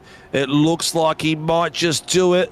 There he comes. They're both coming out together. Have a look at this. Leonard's on the outside. And what a move! Wow. They've come out exactly the same. They're coming out like 2/10. If anything, the big problem for Leonard is that James has got his tyres up to 10, but look at the carnage in front of them as well. He's got to take the inside line. He's trying to do exactly the same thing as he did before. He's taking the inside line and keeping the car really, really wide. Oh, you got to be careful not to nobble each other here because Rihanna's got the cold tyres. They're side by side. He's having a bit of a bump. They're having a bit of a grind as they're coming through the back S's. Leonard has still got the front end controlling it all, bumping it through. He's pushed him wide. Scott's got it ahead. He's got him ahead, and he's made it through after a bit of grinding against each other and a bit of hot tyres against cold tyres. That's the only difference out there, but this is not over, viewers. This is going to go like crazy. These boys have got to fight 15 minutes through. They've both done their pit strategy, and the race is on. How tight was that? They literally could not have gotten any closer. Oh, that was just beautiful. Coming out of the pits, it pretty much the same sort of gap as they went in was ridiculous. That last lap, Leonard did 141.1. What was James Scott's last one? I can't tell. I think it says a 155, but I don't think that's right. That's including his pit exit. So he would have hit the pedal for metal straight away. On cold tyres, to catch up to Leonard's that quickly was pretty good. Oh, all right. Last phase of the race, 14 minutes to go. And we have, ladies and gentlemen, James Scott leading round Leonard's by Ryan Mueller, Brandon Levin in fourth, Lukey Page fifth. Back markers is now starting to get involved more and more. We have seen the gap that James Scott was chasing from Ryan Leonard before the pits about 5 minutes ago, where the back markers got into the S's at the back end of the Chevrolet corners through that chicane section after that, and he lost that gap of 1 minute with a matter of few corners. We also saw some beautiful passing early on where Lukey Page lost 5 places as these boys battled through and got through the pointy end. But the back markers are starting to move out of the way a bit more aggressively now too, and starting to tuck in on grass and on the run-throughs as well there, mate. You see how much space they're giving. They're really shitting themselves as these guys are coming through. No kidding. As Brandon Levin penalty. Raifu he got for avoidable contact. Oh, Brandon Levin, we'll put a ticket in for that one.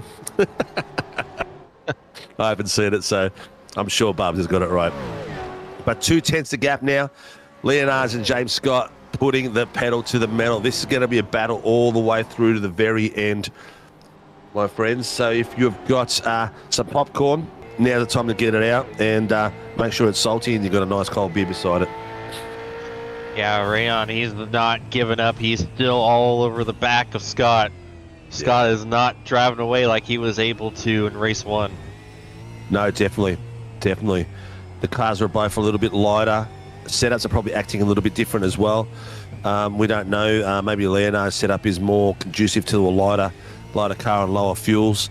And we know that James Scott sometimes on some of these tracks will just go with what his gut tells him and fiddle around with it during the race. But both exceptional drivers putting on a spectacular run. Yeah, this is just strength on strength going for the battle for the win. This is incredible. Question is, where do we go from here? I'm going to take it down to Michael Quash and John Gallen down the bottom here. They're having a great little fight at the moment. They're going 2 by 2. And no, they're not, because SDK just lied to me. You liar.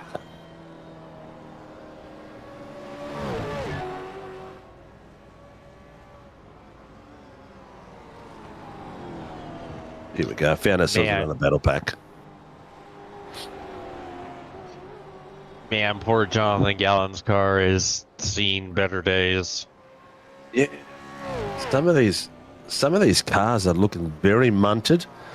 I'm seeing Peter Pav with one of his teammates really close driving there. It looks like tell who it is because my SDK is playing up, but he's got a teammate that is right over the back of him and putting pressure on him like crazy. I think it's John Gallen, maybe even. Yeah, a lot of modifieds in this race. A lot of modifieds. You reckon they're pro street? Oh, look at the amount of curb there James Scott took to get that car going. See how close that mirror got to the actual wall as well.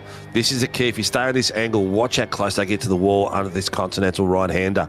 They get so close. Yeah, and it's wild seeing them use the curb so often. You know, I'm used to open wheel cars around this place which don't like the curbs around the majority of the corners of this track, especially, you know, the 2 right-handers that we just came out of, that little kind of double left-hand section after the back straightaway. You don't really want to hit those curbs. So seeing them just absolutely monster truck over us. Here comes Leonage. He's looking to the outside. He's cut him off. He's pretty much done the same thing that James Scott tried to do to him, and James Scott did exactly the same car positioning that Rian did to him. So these boys are back to 2/10s coming through and fighting. I'm trying to find some battle packs down below, but my SDK is lying to me too much. So, Cobes, if you want me to pick a pack, just let me know in the back of my ear, and I will find that pack for you. But mate, where are we looking at? We're looking at Pro-Ams. Travis Daly is leading now because Brandon 11 had a drive-through, so 11 is down a couple of places. Black and white warning flag. 055 for ignoring blue flags. 055 is Marty Hughes. Oh, that's John Gallen kissing that wall. No. Oh, who was that with? One of Was them. that a teammate? Oh, John Gallen and a teammate. That was Pelican on Pelican violence. Oh, that's cannibalism. Bird war. Yeah, let's have a look at that again.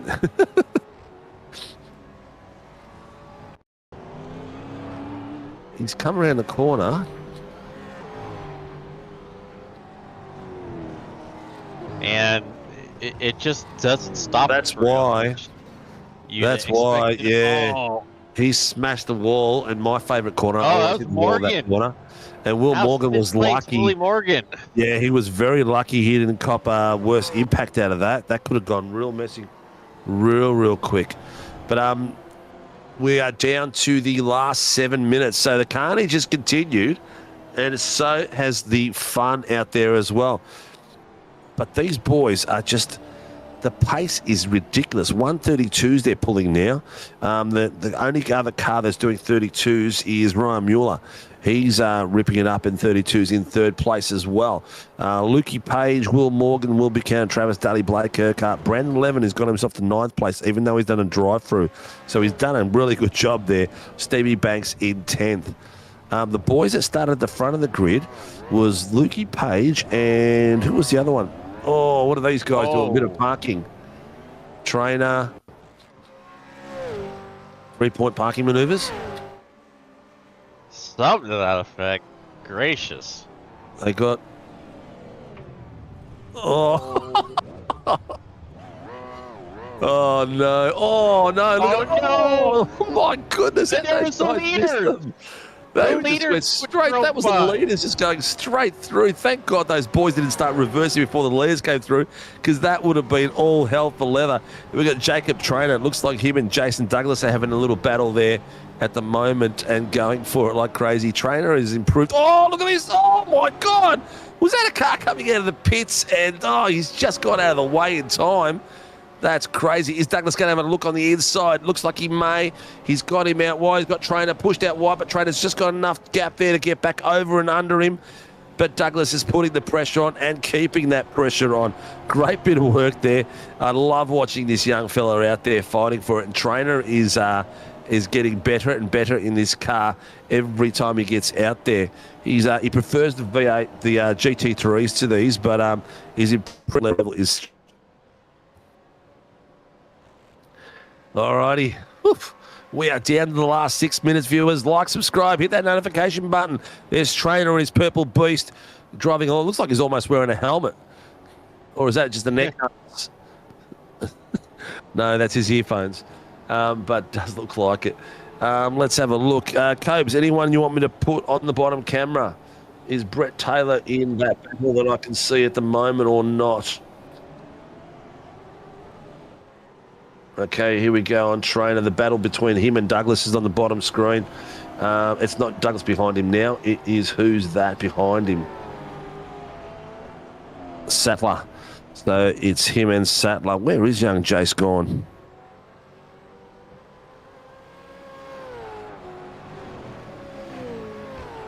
I can't even see him, to be honest. I'll get you guys to have a look. Back markers are causing a few issues, getting a few gaps. There could be, there's the original Adelaide circuit. Tell you what, Mr. Black, it is Belle Isle, but you might as well, it's not too far off it. It's pretty spectacular like that. So, Jace is 3 laps down in 39th.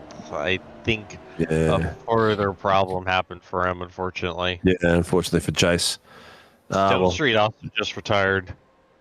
Yep, too much carnage, too much. Well, he had a drive-through, and he also had some carnage to deal with as well. But the boys are going for it still. It looks like that James Scott has opened it up a little bit on Rihanna at the moment, and Mueller is about, if my system's correct, it's about 12 seconds behind them, and Lukey Page 6 behind him, Morgan, Buchanan, Healy. Mitch Noble's got himself into 9th place as well. Peter Pav up into 8th. Wow. There you go. Craig. No, is this right? Craig Healy in 8th place? Yeah, I thought my system was lying to me. Yeah. All right. So I'm not even going to look at this SDK anymore. It's garbage. All right, we've got, at the moment, the battle's still going. We've got Trainer down the bottom having a go. And he is being passed by Mueller by the looks of it as a back marker. Trainer's got him through. I tell you, the battle for the Pro-Am win is starting to heat up. You've got Daly, Urquhart, and Levin separated by 1 whole second. Got them on the screen at the moment. Daly's in the blue WKMP car. Yeah, as I say that, Urquhart is able to... Actually, Levin got by Urquhart. Yeah, he did. He's having a cracking pace there, Levin. His fastest lap was a 1:32.47, so it's not too shabby at all. Ryan, Ryan Leonard and James Scott still going through there. Is that... Oh, 016 blue flags now, or you will be penalised. Oh, 016 is Mason Martin. He needs to relinquish that place. Who's that at the moment doing a bit of a wheel spin? Is that Mueller? Stevie Martin. Okay. All right. Pointy end. Pointy end is down to the last 2 minutes. Will we see the white flag come out at this lap? We've got James Scott leading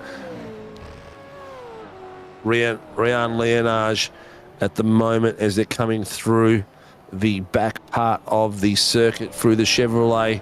Would you call those S's or not? Honestly, yeah. Now, to me, if it's an S's, it's got to have at least 3. We're coming up to that now. So this is the back corner to the straight, and they'll be coming down. Some drivers stick to the middle. Some drivers stick to the far right when they come through here. And the track is very deceiving, especially as you're coming in. There's a little kink that goes to the left. It opens it up a little bit. Hard right. There's a bump right there. Under brakes. You'll see the front just dip bang there. And there's a little bit of a bump coming out of this corner as well here as they do the right-hander. And you've got to get that right too, or you will end up in the wall. And a bit of a wiggle of the tail there. There is a... Pelican in the wall, beak stuck in the wire fence. You can't park there. No, he is still there. Is Barney going to wave that flag? Is he up there on his pedestal? Can't see it on the bottom. Oh, there's a big wreck at the end of the back straightaway. Yep. Was that white flag? Parked. That is white flag. Oh, nearly in the way there. Jace Douglas had computer running too hot. 90 FPS. Bad luck, Jace. You had a cracking race there, mate, till the rear end lost it for you. But better luck next round, mate. These boys are still going for it in the back. Look at this. What the hell happened there? Was that a back marker or a guy trying to get back, limping back? I'm not too sure what was going on there, peeps, but it did not look pretty at all. And we have the champions coming through. There he is there, Mr. James Scott, leading the race around after a battle there with Ryan Leonard for a while. He is going through. Leon is accepted his second place, I think, and just wants to get through to the end and avoiding any back markers that we'll get into. He will be ruining the back markers because those back markers cost him a full second gap between himself and James Scott as they came through the Continental and back corners. But ladies and gentlemen, the last few corners as we're coming through, we've got James Scott leading our Tuesday night Warren and Brown V8 Supercars Championship. And here we go across the line to take the feature race. James Scott from the Big Chiefs comes across the line, taking first place, followed very closely by Ryan Leonard as he comes through his packs, and followed by Ryan Mueller, who has got a few cars around him coming through to claim his third place podium. Lukey Page got us into fourth place. Will Morgan finished beautifully in fifth. Will Buchanan sixth. Troy Daly in seventh. Brandon Levin in eighth. Stevie Banks has got himself into ninth place, and Blake Urquhart into 10th. What a top 10 run. What a run. We've had carnage. We've had some very close racing, and we've had some amazing passing. That passing section we saw with those 5 cars when Lukey Page was leading the boys out was amazing. I think it looks like that James Scott must be almost out of fuel. Something happened to Mueller on the final lap. He's dropping down the order.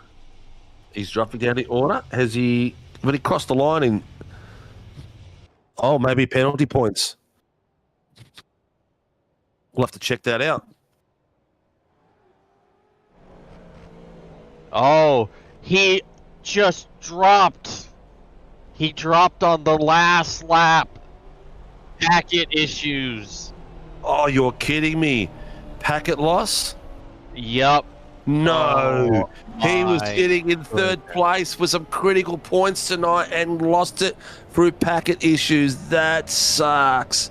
Unfortunately for him, looks like James Scott is run out of fuel as well. He's done his more than 2 or 3 corners at the moment, so he's quite fine to tow where he comes up to that point, mate. That was some cracking racing out there. I'll tell you what, that some of the passing, some of the movement was cracking out there. But ladies and gentlemen, round 2 feature race of the Warren and Brown V8 Supercar Championship has been won by James Scott in first place, a second and a little bit away from Ryan Leonard from PDD. Lukey Page come in third place, privateer, who led the boys from a reverse top 10, lost a couple of places, then worked his way back up into third. Fourth place is Will Morgan from PER, done a cracking job and got himself into fourth. Will Buchanan into fifth, Travis Daly into sixth. Brandon Levin, after getting a drive-through and sitting in fourth place, got himself back up into the pointy end in seventh from Team SAW Motorsports. A cracking drive from Brandon. Stevie Banks, the team owner for PER, is in eighth place. Blake Urquhart did a sensational job getting himself back into ninth place from PER. Scotty Weston looks like he might have the AMS tonight. Has got himself all the way up to 10th place for EWT. WKMP's Chris Blanchard in 11th place. Craig Healy from EWT in 13th. Peter Pat from PER in 13th. Billy Mole, an uneventful night in the feature race. Great start in the first heat, is from 14th place for Billy Mole from WKMP. Ryan Mueller, who looks like he had packet loss and gets a lap down, finishes in 15th place for PER after being there in third place for most of the race. Unfortunate for him. Mitchie Noble from Apex Racing in 16th place. Pete Sadler in 17th. Jacob Trainer from SRB in 18th place. Mason Martin in 19th place. Brett Taylor from EWT in 20th. All right, so we got Robbie Baxter in 21st, Clutterbucks from TMX in 22nd, Chris Tomlin from LCR in 23rd. Quiet race tonight, Tomlin. Not much action on camera tonight. Michael Quash from TMX in 24th, Alan Mazzaroli from Tulip Racing in 25th, Marty Hughes from PER in 26th, Martin Lipsky from Tulip in 27th, Andrew Cowan from Performance Sim Racing in 28th, Jax Nova in 29th, Liam Amos from SRB in 30th.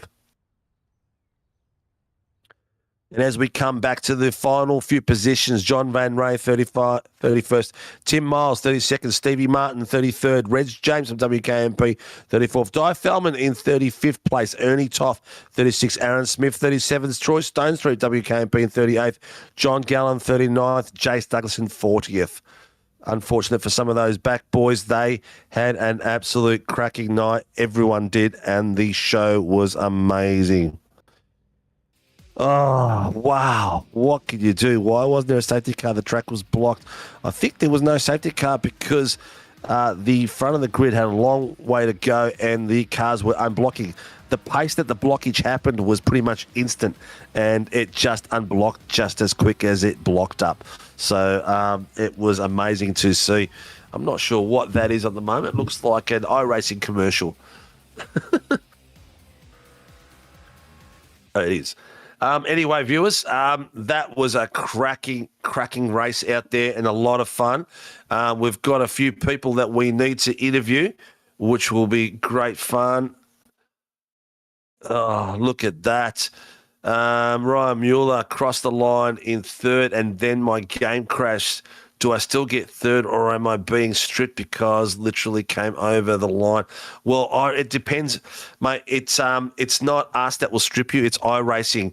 iRacing will dictate to where you finish that position. So wherever iRacing finishes you is where your position is, because the time that you drop out is judged by them. So we'll go with what iRacing does, unfortunately, mate. But that sucks. That's very showing that he is finished in 15th. In 15th, yeah. So he literally would have, by the look of it, you would have blinked out and left the scene, and then iRacing probably would have judged to see you back in and then put you back on the order it sees you finishing. Unfortunately, there's nothing we can do about that. That is racing in the sim world. But let's get into the interviews. Some amazing driving there from a lot of people out there, and it was all fantastic and good to see. Some amazing passes that I won't forget anytime soon. The boys did some great driving. That battle we saw in the top 5 was crazy. That was just amazing. But we've got who we got first? We've got Travis Daly's in there for some reason. I'm not sure why, but Scotty Weston would be the AM winner. Am I correct? Or is he the Pro Am winner? No, Scott is the AM winner. Okay, so Scott is the AM winner. So let's have a look at that. Ryan, I guess you could discuss that with Greg Barbs, but I think that's how it will go. But the points at the moment are provisional, and we'll see how that goes.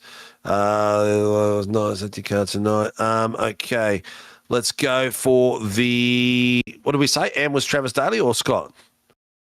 AM is Scott. Scott. Okay, what's Daly doing in there? All right, ladies and gentlemen. He's the Pro-Am winner. Oh, is he? Oh, there you go.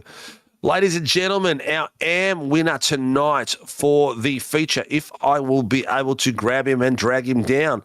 The system won't let me. Holy bat. There we go. Ladies and gentlemen, the AM's winner tonight and having a stellar run for Season 4 is Mr. Scotty Weston from EWT, having a cracker. I don't know how you did it, mate, but you had a pearler out there. How did it feel, mate? Yeah, man, that felt pretty good, yeah. How was the carnage? You managed to get away from it and you managed to stay clean? I literally went straight through between two of them. They were parked and there was enough car width and went straight through. I don't know how that wasn't a safety car, but I was quite happy that wasn't. I think a couple of people were happy, was it? Look, safety car is at the discretion of RC. Yeah. If the lead pack was closer and going to encroach on them, I'd say it would have been called. But that's up to them. We'll probably get some sort of report in the grid, in the report as well, to see what's going on. But mate, pointy end again, mate. What's going on? Is there more practice? Are you just feeling better in the car? We're in a couple of the tracks I actually really enjoy. This track's very stressful, but I enjoy it and I can be consistent here. I'm not fast. I'm not overly fast anyway, but I can punch the same laps over and over and over and try and maintain it off the wall. Yeah. So we'll see what happens next week when I go to a different track. Well, it's one of those tracks where you really got to bet on yourself, yeah, that you're going to be able to keep it off the wall and not tag it as you're coming through and making sure the rear end doesn't tag it. We saw poor Jace Douglas come around the back straight, the corner on the last one of the back straight, and his rear end just skipped out and touched the wall, but it was just aggressive enough to flick him all the way around the other way, and that's what caused the carnage that we saw down there, which is unfortunate for him. But and you went through that. Did you slow down for the yellow flags? Yeah. You did? Hell yeah, I thought I was going to hit people. It literally just got straight through the guts, and then I'm yelling out to my teammates where the gap is. So in your room, were you guys talking to each other? There's carnage up ahead, carnage up ahead. Yeah. I thought as much. I think it comes down to the boys who aren't in teams and aren't in driving any lounges. They don't get the benefit of that, especially if they don't respect their yellow flags. They'll be just coming through and they'll come around the corner and go, oh, hell, there's a few parked cars here. Yeah, 100%. And blue flags here are pretty harsh. Yeah. And I feel sorry, like if you come up to a blue flag and they're fighting their own battle, and it takes for me, it takes a couple of laps to catch them anyway. So I'd rather than just battle on him rather than pull over and get out of your way. So yeah, I noticed a few of them pulled over into the coves or the drive-throughs and got out of the way. And I saw a few of them do that, and then the guys that were chasing behind them just come through and followed you guys through as well. So, yeah, and that's the downside, right? Yeah, you can complain about blue flags, and then people abuse it. So Yeah, well, who look, knows? there's one way around it. Get faster. I'm trying. No, I mean the guys who are the Yeah. blue flags. Yeah, get Yeah, faster. exactly. You know, I raced last night and I ended up I nearly took out the lead car with a stupid way of getting out of the way. And I got a 20-point penalty, which was well deserved. But I also, after that, I pulled into the pits and thought, no, I'm being hindered here. I'm gonna hurt someone out there. Sometimes it's best to get out of the way. But mate, it's good to see your form up there, and it's a couple of good races. I know you said you're familiar with the tracks, but you still got to be out there and be on point. So you've done a cracking job, leading the way for the EWT boys. Mr. Taylor was nowhere to be seen tonight. He had a rough start. He had a rough start. I think I'm not sure where he finished. James, did you see where he finished? 20th, I think. 20th? There you go. 20th, somewhere in there. Yeah, so it wasn't a great one for Mr. Taylor. So no nudie runs from him. I'm still waiting to see an EWT first, second, third. That'll be cracking to see. It would be right. Yeah, I'm sure you boys will find a way to celebrate in the sim world. But mate, who gets Mr. Weston out on track and supports the EWT racing? Well, big shout out to my team, the boys. Without them, we can't do this. GMK Logistics, A Training, All Things Hearing, Racecraft Simulators, and PDS setups. Excellent, mate. Well, fantastic work out there. Congratulations on the top step for the AMs, mate. Good luck for the rest of the season, and I hope that the luck continues. Cheers, mate. Hope to see you soon again. Take care, man. So. Alrighty now, Mr. Watson. Who are you going to interview? Who do you want to interview? I'll take our Pro-Am winner, Travis Daly. Oh, okay. Let's go. Ladies and gentlemen, where is he gone? Here he is. Ladies and gentlemen, our Pro-Am winner for tonight for round 2 and feature race for the Warren and Brown V8 Supercars Championship, Mr. Travis Daly. Come into the room, mate. Mr. Watson's got lots of questions for you, mate. How you going, guys? Real well, mate. Yeah, that was a fantastic run for you tonight. You really made great use of being able to start on the front row and stay away from a lot of the chaos. And chaos there was. Did you have any idea? Yeah, did you have any idea of the apocalypse happening behind you? I overheard in the Discord there with a pile-up. I didn't realize how intense it was till Jacob just posted on Discord. And man, oh man, that is a hairy situation. Yeah, but thankfully you didn't have to worry about it. You ran a great race. Take us through what the strategy call was, trying to make sure you held on to the track position. Well, it was pretty much well, I stuffed up my start, so that put me back. But I knew I had the car behind me, and my strategy was just to fuel safe, so I was clutching down the straights, and looking after the tires. And I knew if I maintain a healthy pace, I can maintain a good position overall. Yeah, and take us through what was going on in the closing laps with Levin starting to catch you up just a little bit there and being able to hold him off and withstand the pressure. It was intense. I'm surprised I stayed in front. I was just saying to the boys before, I got 2 fans and aircon going, and I'm sweating like a pig. Yeah, and that wasn't the only great battle you had tonight. We saw you going toe to toe with Jace Douglas for most of the first race. Take us through that. Yeah, that was good. He was a tough one to pass. I tried a couple of moves, but because it was a reverse grid, I thought I'll play it a bit safe. But I did try some moves. But I just kind of played it safe. Yeah, we saw you go 2x2 with him on the outside after the back straightaway, and I was amazed that you guys were able to do it without any contact. Usually 2 wide there doesn't end well. No, not at all. All right, well, it's still an awesome run for you, bringing home the win. Any sponsors, plugs, and shout-outs you like to give? Sure. Well, firstly, I just want to say a big thank you to SRW and you guys for putting on an amazing race. And just a big thanks to Pool Guys, Dave Racing, SynSpeed, Infinity Broadcast, Logitech, Naver Sin Sports, LGC Images, Allport, Package Performance, M1 used cards for pretty much giving me helping me improve my racing. And a big shout out for WKMP for giving me a seat in the blue machine, which is turning out to be liking my driving habits at the moment. Alrighty, well, we appreciate you, Travis, and hopefully we're talking to you again next week. Nice, cheer for that, guys. Catch ya. Take care, Travis. Well done, buddy. Good luck. All right, ladies and gentlemen, we saw the battle coming through. This field was crazy, and the pace from these two boys at the pointy end was sensational.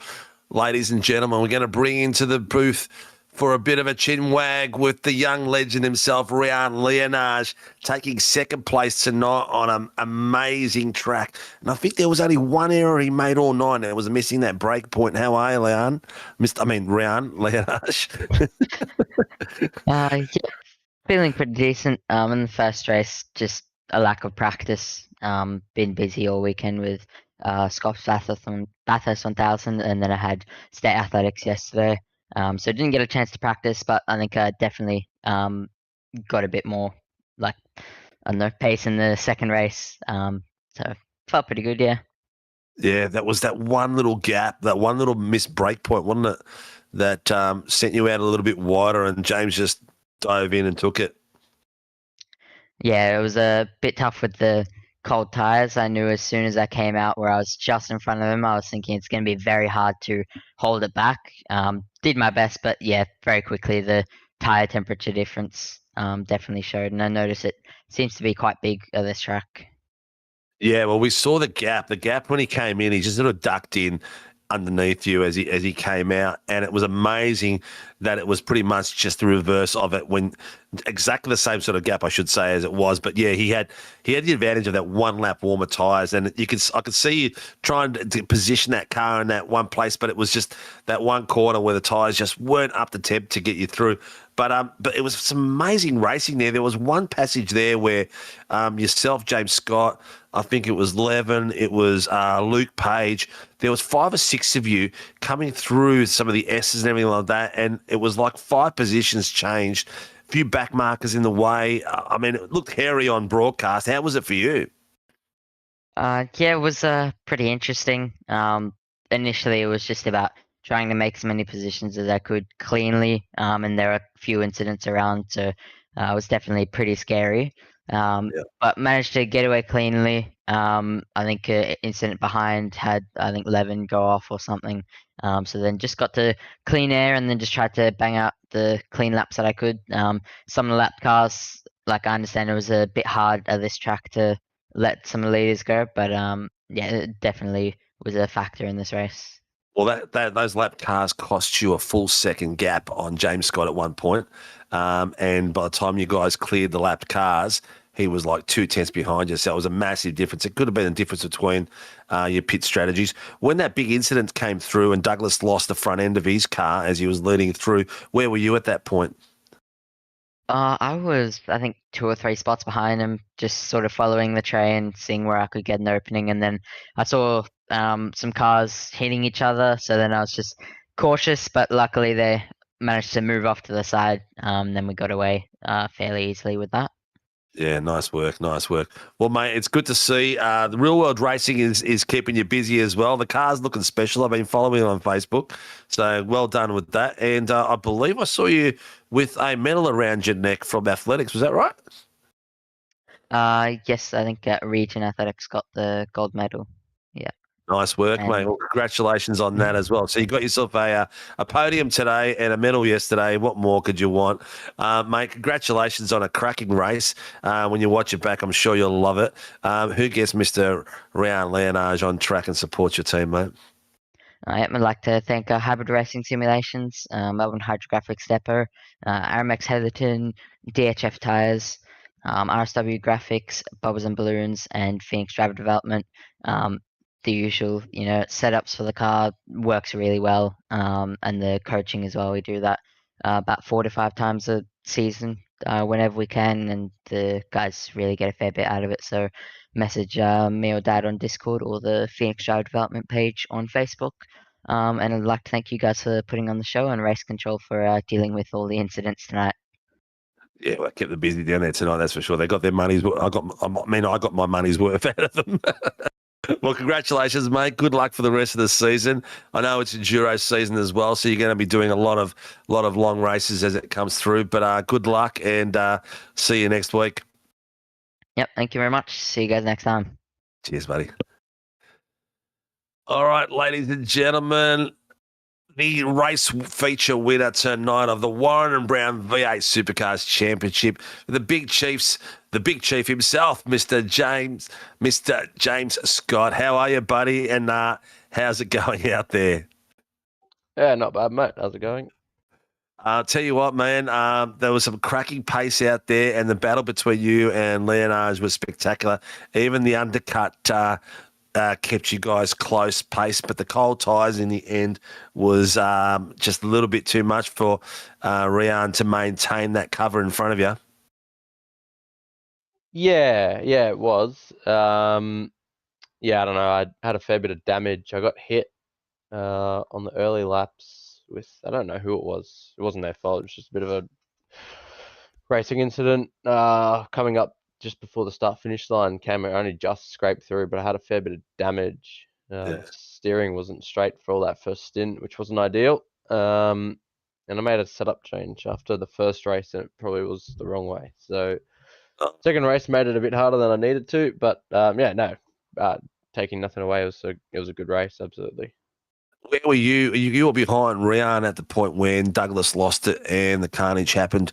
Where was your mindset when you saw that coming? Were you lucky to get through, or was it a bit cleaner for you? No, was that the car just coming like in the early laps at just near the pit entry there? Was that? Yeah, exactly. That was nearly a roadblock at that. After you guys came around the main straight, the rest of the field pretty much bottlenecked into that. They all cleared up very quickly, so there was no safety car, but there was a lot of cars that got carnaged.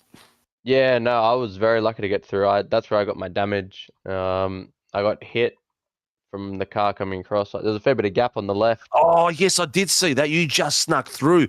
If you're any slower, yes, we did. So we showed that it would slow down. If you were any slower, he would have hit the side of you, because that was, you just made it through. You're very lucky, mate. I'm not sure if Kobe can find that on the screen at the moment, but, mate, there wasn't much in that at all. It must have been Code Brown as you came through there. Yeah, I thought it was all under control. They were having a bingle off over to the right, but then one of the cars come flying across to the left-hand side, and I was hard up against the wall on the left, and I got driven into, not his fault obviously, into the right, and got heaps of damage from that. So that wasn't ideal, but lucky to get through. Yeah, cool. One of your favourite tracks, because you saw some mega pace out there. I don't know. I've had a bit of a hit and miss relationship with this racetrack. Sometimes I've come here and been super fast. Sometimes I've come here and been like horrific. But it was all right. I hadn't done a huge amount of practice. Setup was, it was not too bad. But definitely went the wrong way. It was a lot faster in the first race, but the second race was no good. Well, it kept you on your toes, and the battles were fantastic. Mate, congratulations. I haven't seen you racing Sunday nights in the GT3s yet, so I'm hoping you get some time to come out and have a crack there. But who gets Mr. James Scott on track and supports your racing? Yeah, obviously thanks to the Chiefs, Westfield, Aussie Broadband, Logitech G.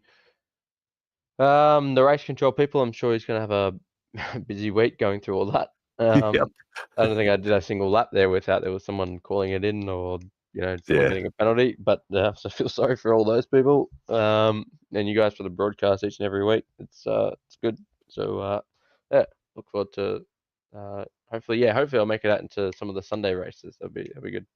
Yeah, definitely. The GT3 on Sunday nights have been pretty cool. We had 30, I think it was, no, I think we had 30 that started.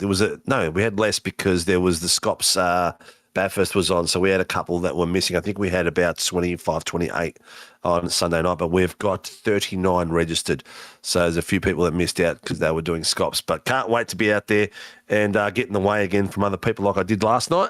But a lot of fun, mate. Good luck for the rest of the season. And hopefully we'll see you at the pointy end battling it out with Rian and putting on a spectacular show that you have been, buddy. Thanks, boys. See you later. All right, take care.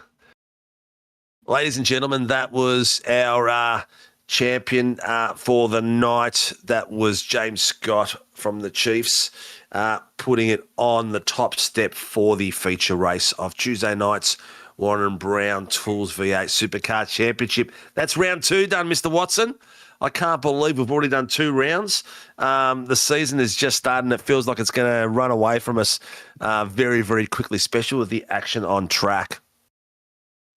Yeah, absolutely. Especially if we get any more races like tonight. This is definitely one of the wildest races that I've ever broadcast. That was one of the biggest wrecks I've ever seen. Not the biggest wreck, because I did one Talladega race a week ago that had cars literally 8 wide wrecking, but that came pretty close. So yeah, I don't think this is one anyone is gonna forget. No, I'm still having flashbacks of poor Brad Dines last Thursday getting rear-ended and putting into the stratosphere. It wasn't nowhere near as bad as that. That was actually a ticket review as well. So I feel for that guy. I hope he wasn't in VR, because that would have been not a way to finish that race. But we saw some spectacular passes. I still can't get over that 5-car pass around Page early in the race. That was spectacular. Some amazing driving with these boys, and the battle between Scott and Leonage was amazing. A lot of the backmarkers fights were sensational that we saw. We saw Jacob Trainer having a few fights there. Jace Douglas, very unfortunate, losing the rear end, and then his PC crashing on him as well. But Ryan Mueller coming in third, and his PC crashes on him as he's coming across the line. So we still don't know at the moment. He's sitting in 17th. Generally, when systems fail, it's based on what iRacing gives us, because a system failure is just like mechanical failure. It's just what sim racing is about, I guess. Like a computer, it could be your fuel pump. You know what I mean? It is what it is. But we'll see what comes of that when we speak to Barbs. But the boys downstairs and the girls were very, very busy. So thank you downstairs to our race steward, Stephanie Piccoli, and our race director for Tuesday nights for this season is Greg Barber, and our safety car driver who didn't get a sniff tonight was Kevin Wakefield. Thank you for all the help tonight, Mr. Watson. Any passing words for the viewers? Any thoughts? There's nothing left to say after this one. Yeah, I'm a bit pooped, to be honest.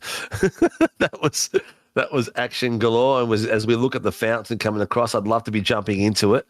But ladies and gentlemen, please like and subscribe, and hit that little notification button, and get on here so we know when you're racing. The viewers out there, if you're not watching this, you are missing a great show. These drivers put it on every week, and the battles are fantastic. Please thank and support our supporters, our sponsors, Shunt Scenery, Phoenix Driver Development, Nightshade Collection, Grib Industries, excuse me, Moser Racing, and the legends that they are, Warren and Brown Tools, that support us across a lot of our series. Good night, ladies and gentlemen. Join us tomorrow night at 8 o'clock again. As my throat leaves me, we are out with the Moser Racing Super Formula Lights tomorrow night, and Thursday nights we are back with the same team doing the Warren and Brown GR86s. Come and join us again. We're having lots of fun. See you tomorrow night.